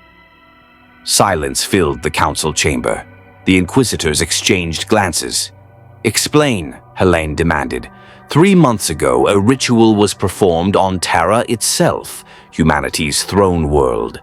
Not by cultists, but by someone with access to the Imperial Palace's deepest archives. They found texts from the dark age of technology, fragments describing entities from parallel dimensions, beings that could consume chaos itself and survive. Erasmus's smile became predatory. Someone in your precious Imperium wanted a weapon against chaos so desperately they reached across dimensions to find one. They found you, Alucard, and they pulled you here. Alucard felt his blood run cold. That's impossible. The vampire cult in London opened the rift. I was caught in their botched summoning. Were you? Or did you feel the summoning and assume it came from that pathetic cult? Tzeentch's vision shows a different truth. The real ritual originated from Terra, channeled through the Emperor's own warp presence. The cult was merely coincidence. You were meant to arrive here. Why would anyone on Terra summon me? Because the Imperium is dying, vampire. The Great Rift splits the galaxy. Chaos presses from every direction. Traditional weapons aren't enough. Someone, a High Lord perhaps, or a custodian with vision, decided humanity needed something unprecedented. A predator that could hunt chaos itself. You. The Inquisitors erupted in argument. Some called it impossible, others heresy. A few demanded immediate investigation into Terra's archives. Helene silenced them with a raised hand. Even if your claim is true, and I'm not conceding it is, why would Tzeentch reveal this information? What does the god of schemes gain by telling us his enemy summoned a weapon against him? Erasmus's laugh was multi-layered. Because my lord finds it amusing. Because he wants you to understand how desperate your Imperium has become. So desperate it reaches into other dimensions for salvation. Because knowing the truth changes nothing. You're here now, vampire. Whether by accident or design, you're a piece on the board. And my lord wishes to make you an offer. Here it comes, Alucard muttered, the corruption pitch. No, not corruption, employment. Erasmus's expression became bizarrely sincere. Tzeentch doesn't want to corrupt you, Alucard. You've proven resistant to all 4 God's temptations. What he wants is chaos, unpredictability. You're an element that shouldn't exist in this galaxy, a variable that breaks established patterns. My lord proposes a simple arrangement. Continue doing exactly what you're doing. Hunt chaos cultists, consume demons, fight for the Imperium. But occasionally, when Tzeentch requires, perform one small service. And that service would be whatever creates the most interesting outcome, perhaps sabotaging a rival god's plan, perhaps protecting a specific target from Khorne's wrath. Perhaps simply existing in a location where your presence causes maximum disruption. Tzeentch doesn't demand worship or corruption, he demands entertainment. And you, vampire, are supremely entertaining. That's insane, Helene said flatly. You're asking him to serve chaos while serving the Imperium simultaneously. I'm asking him to be exactly what he is, a wild card, an anomaly. The vampire who says no to gods. Erasmus turned his attention fully to Alucard. Think about it. You've resisted Khorne's fury, Nurgle's acceptance, and now you're learning about Slaynesh's seductions. But Tzeentch doesn't want your soul. He wants your chaos. Accept this arrangement and he'll provide information, protect you from other gods' direct intervention, and allow you to continue your hunt unimpeded. Refuse, and all 4 gods will unite to destroy you. We may disagree on many things, but we all recognize genuine threats. Alucard studied the sorcerer, trying to detect lies. But Erasmus seemed genuinely sincere, or as sincere as someone serving the god of lies could be. "If I refuse," he asked, "then this meeting never happened, I'm executed, and you continue your war knowing the Chaos Gods will escalate their efforts against you. Eventually, they'll succeed. Not through corruption, but through overwhelming force. 4 gods against 1 vampire. The mathematics favor entropy. And if I accept, then you gain the protection of the most powerful psyker god in the warp, the information network of billions of cultists across the galaxy, and the satisfaction of knowing you're playing the greatest game in existence, keeping all sides guessing about your true loyalty." The offer was insidious, not because it promised power or corruption, but because it promised survival and information, practical benefits that required no moral compromise, just occasional services that might benefit Chaos indirectly, while Alucard continued fighting it openly.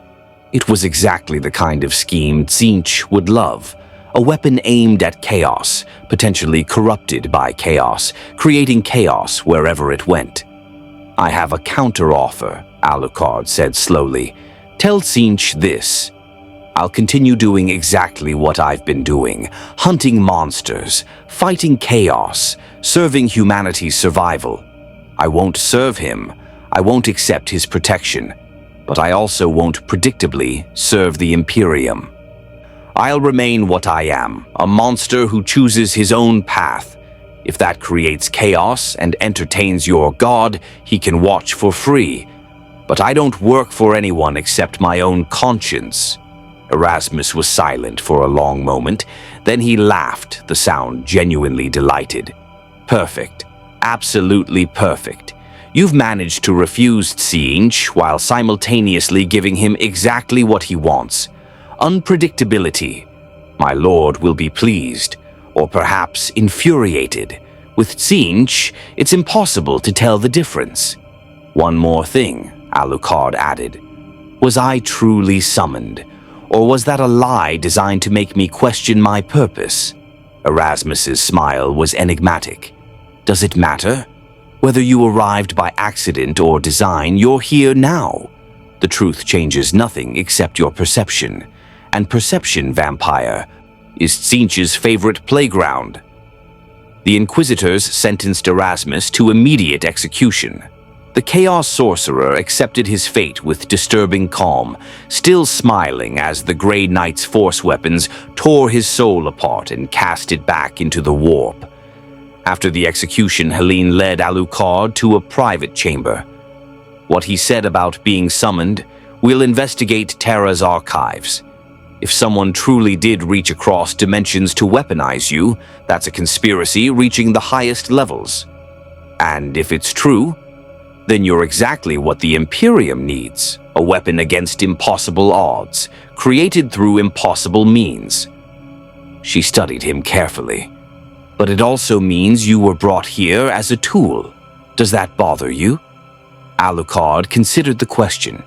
In his previous existence, he'd served Helsing as a tool, a monster leashed and aimed at other monsters.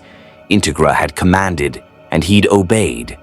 Was serving an Imperium that might have summoned him any different? "I've always been a tool," he said finally. "The question isn't whether I'm used, but whether the cause is worth it. If someone summoned me to fight chaos, to defend humanity against extinction, then I'll forgive the manipulation. But if I discover I was summoned for political games or power struggles, then your Imperium will learn what happens when a monster stops pretending to be tame." Helene smiled grimly. "Fair enough. For what it's worth, I hope Erasmus was lying. The Imperium has enough conspiracies without adding interdimensional summoning to the list. As Alucard left the inquisitorial fortress, he felt the weight of Erasmus's revelation pressing down on him. Was he truly pulled here by accident? Or had some desperate soul on Terra decided humanity needed a monster that could eat monsters? Either way, the result was the same. He was here. The galaxy was at war, and he'd chosen his side, not the Imperium, not chaos, but humanity itself. The idea of humanity, the stubborn refusal to surrender, even when extinction loomed. If that made him a tool, so be it. He'd been worse things. The call came during the darkest hour of Armageddon's siege. 3 weeks after the meeting with Erasmus Thal, Chaos forces launched a coordinated assault across 17 sectors simultaneously. Not cultists or isolated warbands, but a genuine Black Crusade, multiple Chaos legions united under a single banner, supported by demon legions from all 4 gods. The Imperium's defenses crumbled under the onslaught. Alucard had been fighting continuously for 72 hours when Helene's transmission reached him through the Vox network, her voice strained with exhaustion and barely controlled desperation. Asset, immediate redeployment, High Volcanus, Sector Infernus. The enemy is pushing toward the primary generatorum. If it falls, 17 hives lose power simultaneously. Billions will die in the riots and darkness alone, before chaos even reaches them. "What's the opposition?" Alucard asked, finishing off a Cornate berserker with a blessed silver round through its skull. "Everything. Black Legion Terminators, Thousand Sun Sorcerers, Death Guard Plague Marines, and—" Helene paused, and Alucard heard genuine fear in her voice. "A greater demon. Not a bloodthirster this time. A lord of change, Tzeentch's highest servant. Reality warper, precognitive, capable of rewriting causality itself. It's leading the assault personally." Alucard felt his blood quicken. He'd consumed a bloodthirster, Khorne's rage incarnate. But a lord of change was different. Tzeentch's greater demons didn't fight with strength. They fought with inevitability, manipulating probability until victory became predestined. "You're sending me alone against that?" "No. Canoness Arabella and her remaining sisters are already en route. Brother Sergeant Calistarius and his Grey Knight squad are deploying. The local Imperial Guard has 3 regiments in defensive positions. You won't be alone." Helene's voice hardened. "But you're our counter to the Lord of Change. It's seen every possible future where we deploy conventional forces. But you're an anomaly, a variable from outside this galaxy's causality. You might be the only thing it can't predict." "Might be?" "We're improvising, Alucard. The entire sector is collapsing. If you have a better plan, I'm listening." He didn't. "I'm moving.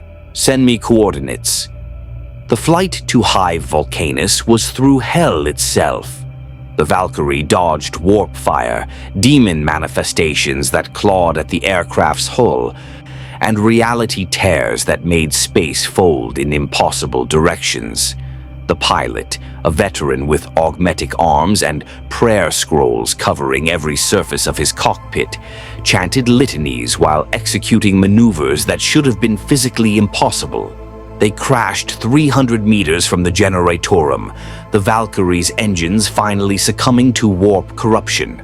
Alucard emerged from the wreckage to find the battlefield had transcended conventional warfare into something apocalyptic. The Imperial Guard held a desperate perimeter, earthworks and hastily constructed bunkers manned by soldiers who knew they were dead but refused to root.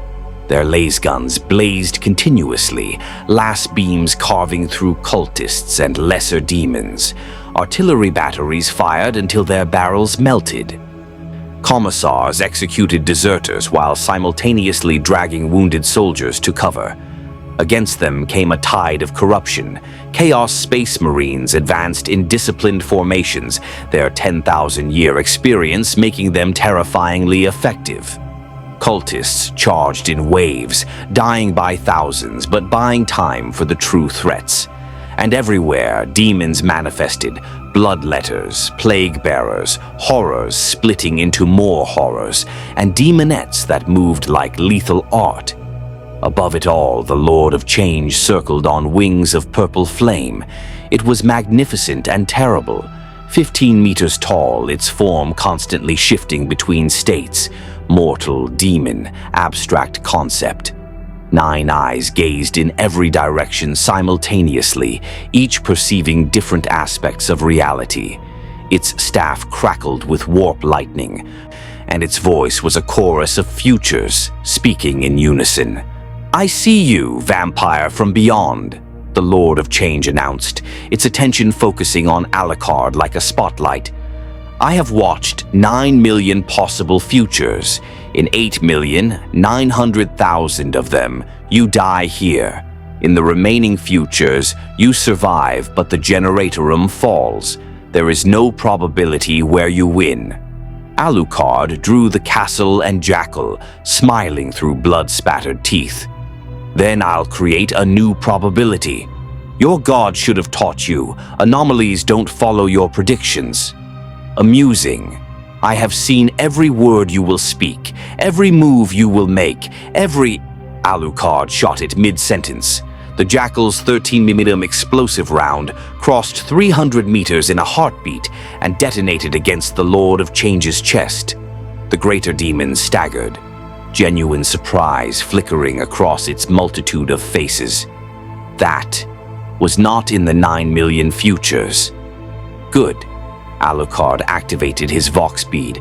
"Arabella, Calistarius, whatever you're doing, do it faster. I'm about to make this demon very angry." Canoness Arabella's voice crackled through static. "We're 40 seconds out. Hold the line." 40 seconds, an eternity in combat. The Lord of Change descended, and reality bent around it. Bolter fire curved away before striking. Artillery shells detonated prematurely. A squad of guard troopers aged 60 years in 3 seconds, crumbling to dust. The demon's mere presence rewrote causality. Alucard released Restraint Level 3. His familiars erupted outward, 3 million souls given form, spectral warriors charging the demon and its servants. The Lord of Change swept its staff, and entire sections of the familiar army simply ceased to exist, erased from probability itself. "You cannot win through force, vampire. I am inevitability. I am every possible outcome calculated and controlled. You're also talking too much." Alucard was suddenly behind it, moving faster than the demon's precognition could track, or perhaps moving in a way that didn't register as probable. His hands plunged into the Lord of Change's back, seeking something vital.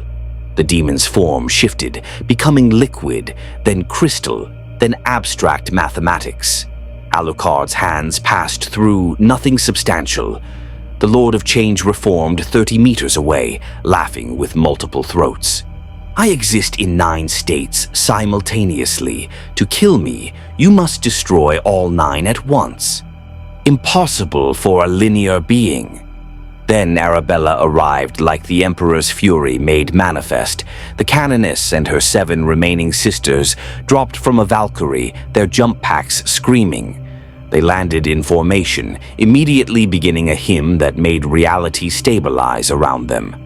Their faith pushed back against the Lord of Change's probability manipulation, creating a pocket of normal causality. "In the Emperor's name," Arabella roared, her power sword blazing with faith light. "We deny your lies. We reject your schemes. We are faith incarnate." The sisters' hymn intensified, their acts of faith manifested, miracles born from absolute conviction. One sister's bolter rounds became guided by divine will, each shot striking true despite impossible odds. Another sister survived a direct hit from warp lightning, her faith literally manifesting as armor. A third moved with speed that matched Alucard's, her belief making the impossible mundane. Calistarius and his Grey Knights teleported directly into the battlefield's heart, their psychic presence blazing like stars. These were the Emperor's demon hunters, genetically enhanced, psychically gifted, trained from birth to fight corruption. Their force weapons carved through lesser demons like thought through shadow. "Demon!" Calistarius's voice resonated with psychic might. "By the Emperor's will and the Sigillite's legacy, we banish you to the warp's depths." The Grey Knights formed a psychic barrier, their combined will forcing the Lord of Change into a single state. The demon's 9 simultaneous existences collapsed into one material form, vulnerable for the first time. The Lord of Change shrieked, not in pain but in genuine confusion. This outcome was probability 0.0003. How? "Because you calculated without accounting for faith," Arabella said, driving her power sword into the demon's crystalline flesh. "You measured probability but ignored conviction. That's Tzeentch's eternal weakness, believing everything is knowable." The demon's wound bled impossible colors. It swung its staff, reality-warping energies erupting outward. 2 Grey Knights fell, their armor cracking, their souls torn. 3 sisters dissolved into mathematical equations. The Imperial Guard lines broke as causality itself became weapon. But Alucard felt the opening. The Lord of Change was vulnerable, material, killable, for approximately 8 more seconds before it shifted states again. He released Level 0. Every restriction shattered, his entire soul reservoir opening fully. 3 million souls screamed into manifestation, and this time they weren't familiars or spectral warriors. They were weight, the accumulated mass of 3 million human existences pressing down on reality itself. The Lord of Change tried to shift states, failed. The sheer metaphysical weight pinned it to material reality. "Impossible. I am probability. I am change incarnate. I cannot be bound by..." Alucard's fangs sank into the demon's essence. "You can be consumed. Everything can." He drank. The Lord of Change's existence flooded into him, futures unwritten, knowledge forbidden, the architect of fate's schemes spanning millennia. The corruption was overwhelming, reality-warping knowledge that could drive mortals insane. His soul reservoir convulsed. 3 million souls fought against one demon's essence, and for 12 seconds the outcome was uncertain. Alucard's body became a battleground where matter and thought warred, where past and future collided. Then his souls screamed louder. They rejected futures unwritten, denied knowledge stolen, refused to become part of Tzeentch's schemes. The Lord of Change's essence was torn apart, analyzed, absorbed, and stored as memory rather than transformation. The greater demon dissolved, not banished, destroyed. Its connection to Tzeentch severed permanently, its existence erased from the warp itself. Across the battlefield, every chaos force faltered. Their leader, their precognitive guide, had been consumed. The coordination shattered. The Imperial Guard and surviving Space Marines pressed their advantage, and the Chaos Assault broke into retreat. Alucard collapsed, his regeneration struggling against damage that transcended physics. He'd consumed 2 greater demons now, Khorne's and Tzeentch's. The Chaos God's attention on him had escalated from interest to genuine fury. Arabella knelt beside him, her armor shattered, her face showing burns from warp fire. "You did it. You consumed inevitability itself. The Emperor's plans are truly beyond mortal comprehension." "Stop crediting your Emperor," Alucard rasped. "This was me. My choice. My curse. Perhaps Or perhaps your curse is his blessing wearing an unfamiliar face." She smiled grimly. "Either way, the Generatorum holds. Billions live another day. In this galaxy, that's all victory ever means." As Medicae teams rushed forward and tech priests began emergency repairs, Alucard felt the warp's fury pressing down like physical weight. Two chaos gods, Korne and Tzeentch, had now lost greater demons to his consumption. Nurgle and Slanesh watched with increased wariness. He'd become what Erasmus predicted: chaos incarnate, an anomaly that broke established patterns, that made probability uncertain, that forced gods themselves to recalculate. The war was far from over. But for the first time since arriving in this nightmare galaxy, Alucard understood his true purpose. He wasn't here to win. Victory was impossible against entropy itself. He was here to be the variable that made victory uncertain for chaos as well, to ensure that if humanity was dying, it would die fighting, with monsters like him buying every extra second of survival. 6 months after consuming the Lord of Change, Alucard stood in Inquisitor Helene's Strategium, studying a hololithic map of Armageddon's current situation. The Chaos Assault had been repelled, but at catastrophic cost.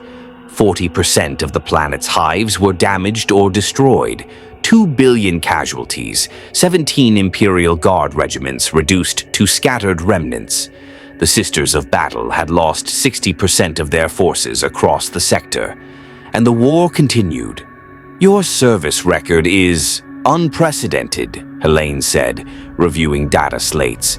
63 Chaos Cult purges, 17 demon eliminations, 2 greater demons permanently destroyed, 0 signs of terminal corruption.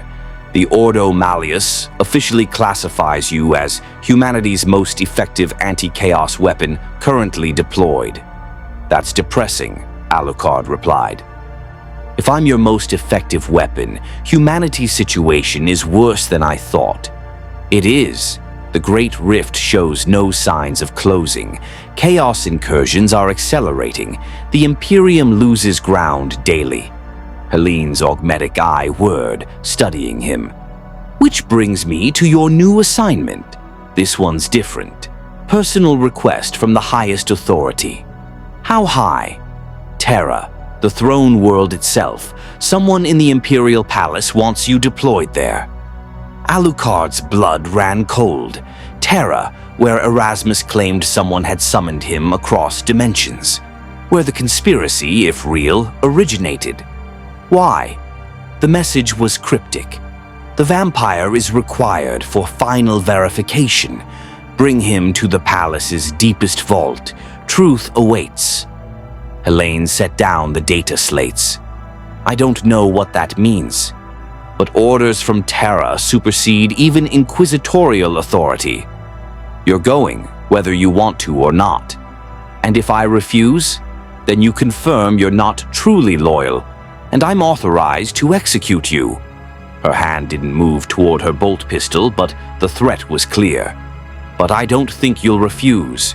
You want answers as much as they want to give them." She wasn't wrong.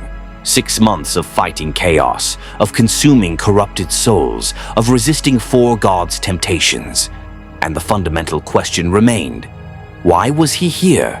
Accident or design? Tool or coincidence? "I'll go," he said, "but on one condition.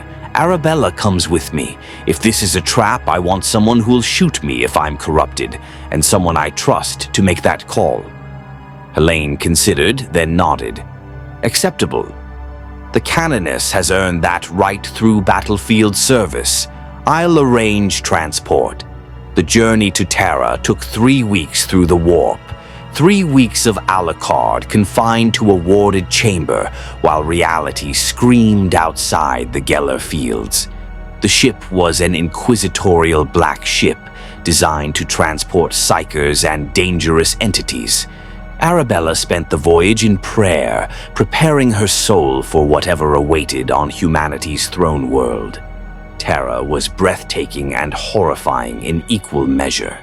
The entire planet was a hive, a holy city covering every centimeter of surface. Cathedrals the size of mountains, spires reaching into space itself, billions of pilgrims, administrators, and warriors, all serving the corpse god on his golden throne. The imperial palace dominated everything, a structure so massive it could be seen from orbit. Its walls fortified beyond comprehension, its depths hiding 10,000 years of secrets. They descended through security that made inquisitorial fortresses look casual. Custodians, the Emperor's personal guardians, each a warrior beyond even space marine capability, examined them with weapons that could unmake reality. Tech priests scanned for corruption, psychic probes tested their loyalty. Finally, they reached the vault, a chamber buried so deep it was closer to Terra's core than surface. The walls were covered in scripts older than the Imperium, and at the chamber's center stood a figure Alucard hadn't expected.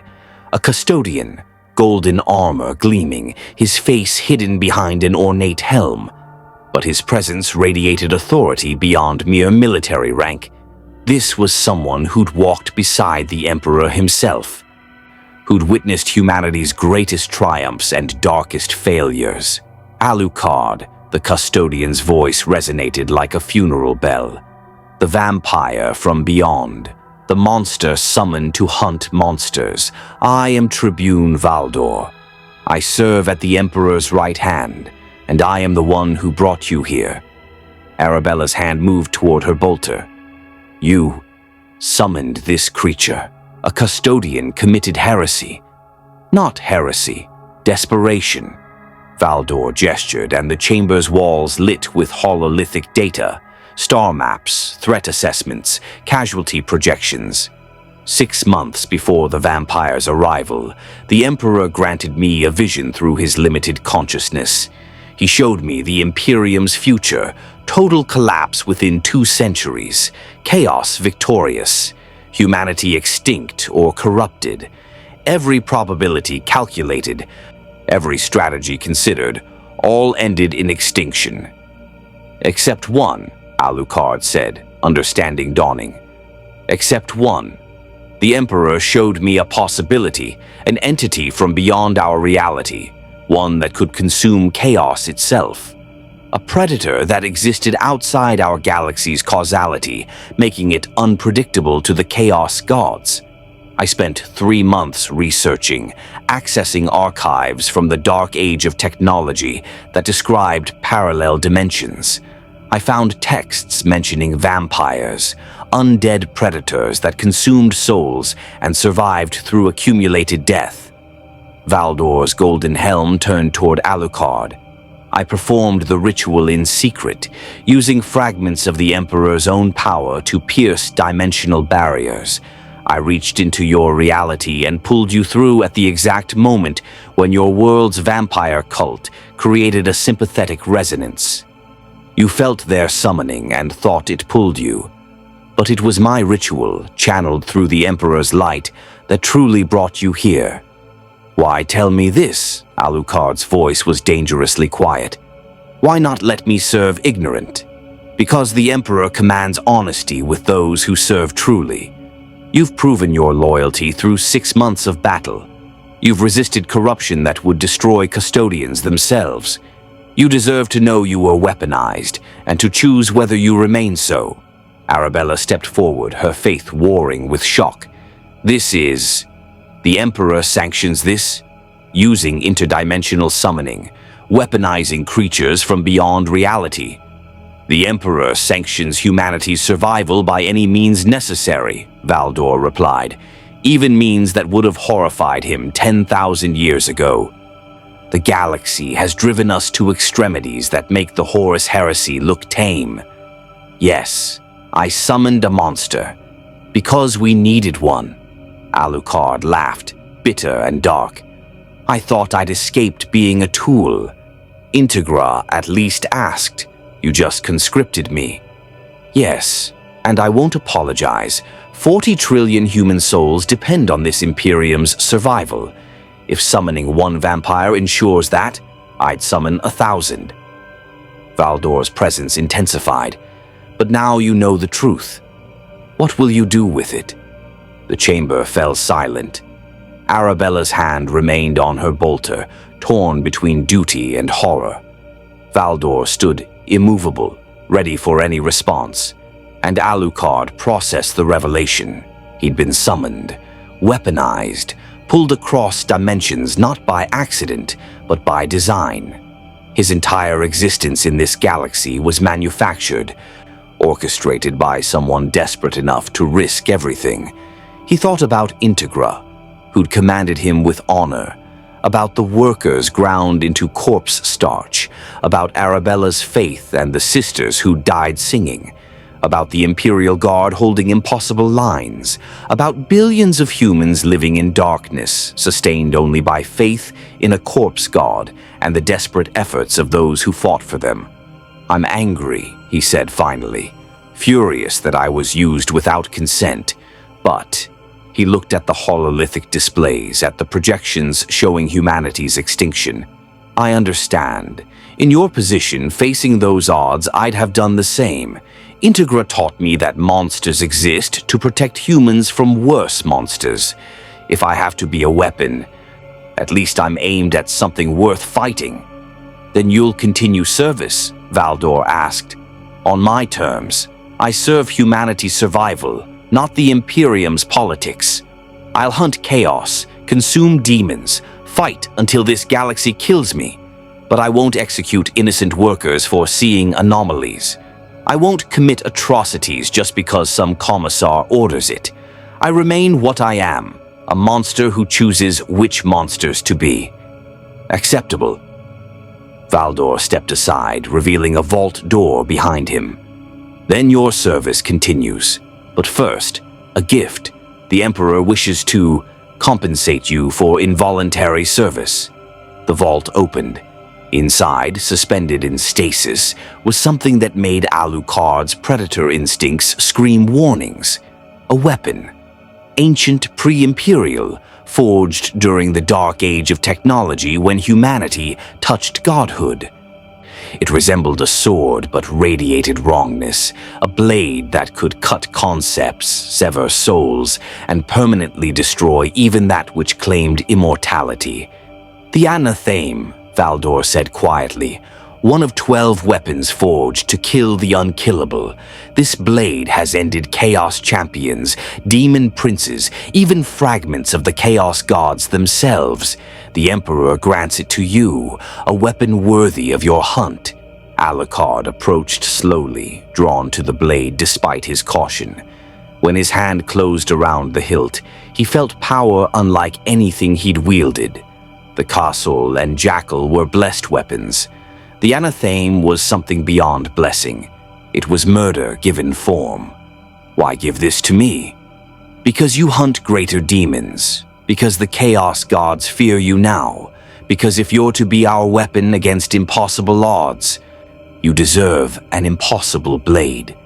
Valdor's voice softened. "And because the Emperor, in his limited consciousness, recognizes kindred spirit. You both sacrificed everything to become weapons against darkness. He grants you this because he understands the price you pay." Alucard drew the anatheme. Reality screamed. The blade existed in material and immaterial simultaneously, a sword that could kill body and soul with a single stroke.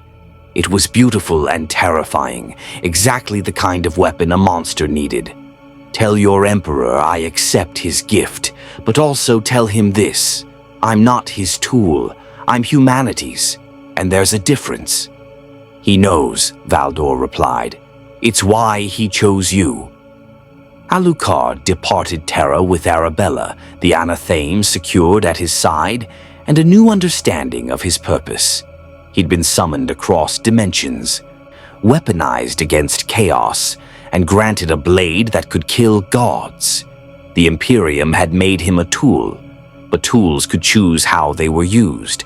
As their ship translated back into the warp, heading toward Armageddon's continued wars, Arabella spoke quietly. "You could have refused. killed Valdor, taken that blade, and carved your own path. Why didn't you? Because refusing doesn't save anyone. The Imperium is monstrous, hypocritical, brutal beyond measure. But it's also the only thing keeping 40 trillion humans alive. I've seen what chaos offers, eternal damnation wearing different masks. If I have to choose between Imperium's necessary evil and chaos's honest corruption, I choose necessity. That's a dark philosophy. I'm a dark creature, but I choose to aim my darkness at things darker still. He looked at the anathema, feeling its weight. Besides, I finally have a challenge worthy of my immortality. 4 chaos gods to hunt, demons to consume, a galaxy burning in war eternal. Where else would a monster like me find better purpose? Arabella smiled grimly. Welcome to the long war, vampire. In the grim darkness of the far future, there is only war. Good, Alucard replied, his fangs showing in genuine smile. I was getting bored with peace anyway. The legend of Alucard spread through the Imperium like wildfire through a promethium refinery. Half truth, half myth, entirely terrifying. Imperial Guard regiments told stories of the Crimson Shadow who appeared at humanity's darkest hours, consuming demons and leaving only dust. Inquisitors debated whether he was sanctioned weapon or ticking time bomb. The ecclesiarchy couldn't decide if he was the Emperor's instrument or a test of faith. The Chaos Gods knew better. They'd felt 2 greater demons permanently destroyed, consumed by a predator from beyond their reality. Khorne's fury intensified, Tzeentch's schemes adjusted. Nurgle watched with patient curiosity, and Slaanesh hungered to claim such an interesting soul. But Alucard continued his hunt undeterred. With the anathema at his side and his soul reservoir growing with every chaos champion consumed, he carved a bloody path through the galaxy's darkness. He fought alongside Sisters of Battle whose faith he respected, if not shared. He hunted with Inquisitors who saw him as necessary evil. He walked battlefields where Imperial Guard died by millions and tried to ensure their deaths meant something. He remained what he'd always been, a monster who chose to hunt monsters. But now he operated on a galactic scale, against enemies that made Millennium look quaint in wars where victory meant merely delaying extinction. Sometimes, in quiet moments between battles, he thought about London, about Integra Helsing's commands, about Seras Victoria's innocent determination, about Walter's betrayal and Anderson's fanatical faith. That world seemed impossibly distant now, cleaner, smaller, comprehensible. This galaxy was none of those things. It was a nightmare that consumed hope and shat out corpses. But it was also where billions of humans fought desperately for one more day of survival, where soldiers held impossible lines because retreat meant extinction, where faith, however misplaced, gave people strength to endure unendurable horrors.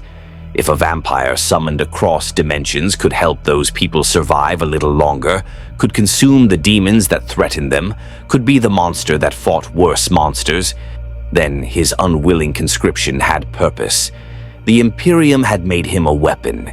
He'd chosen to remain one, on his own terms, aimed at targets he selected, serving humanity rather than empires. In the grim darkness of the far future, where there was only war, Alucard had finally found a conflict worthy of his 500-year-old fury. The Chaos Gods wanted his soul, the Imperium wanted his service, and humanity needed his protection. He'd give them all war eternal. Because that's what monsters did. They fought, they killed, they endured, and they never, ever surrendered. The vampire who'd once sought death in combat now embraced existence in endless war. The galaxy burned, chaos pressed from every direction, and humanity teetered on extinction's edge. But in the shadows, wearing a crimson coat and carrying a god-killing blade, Alucard smiled. Let the ruinous powers send their champions. Let the demons manifest. Let the galaxy throw its worst horrors at him. He'd survived crossing dimensions. He'd consumed greater demons. He'd resisted 4 gods' temptations and earned a weapon forged to kill the unkillable. The real nightmare had just begun. For chaos, in the grim darkness of the far future, there is only war. More stories await.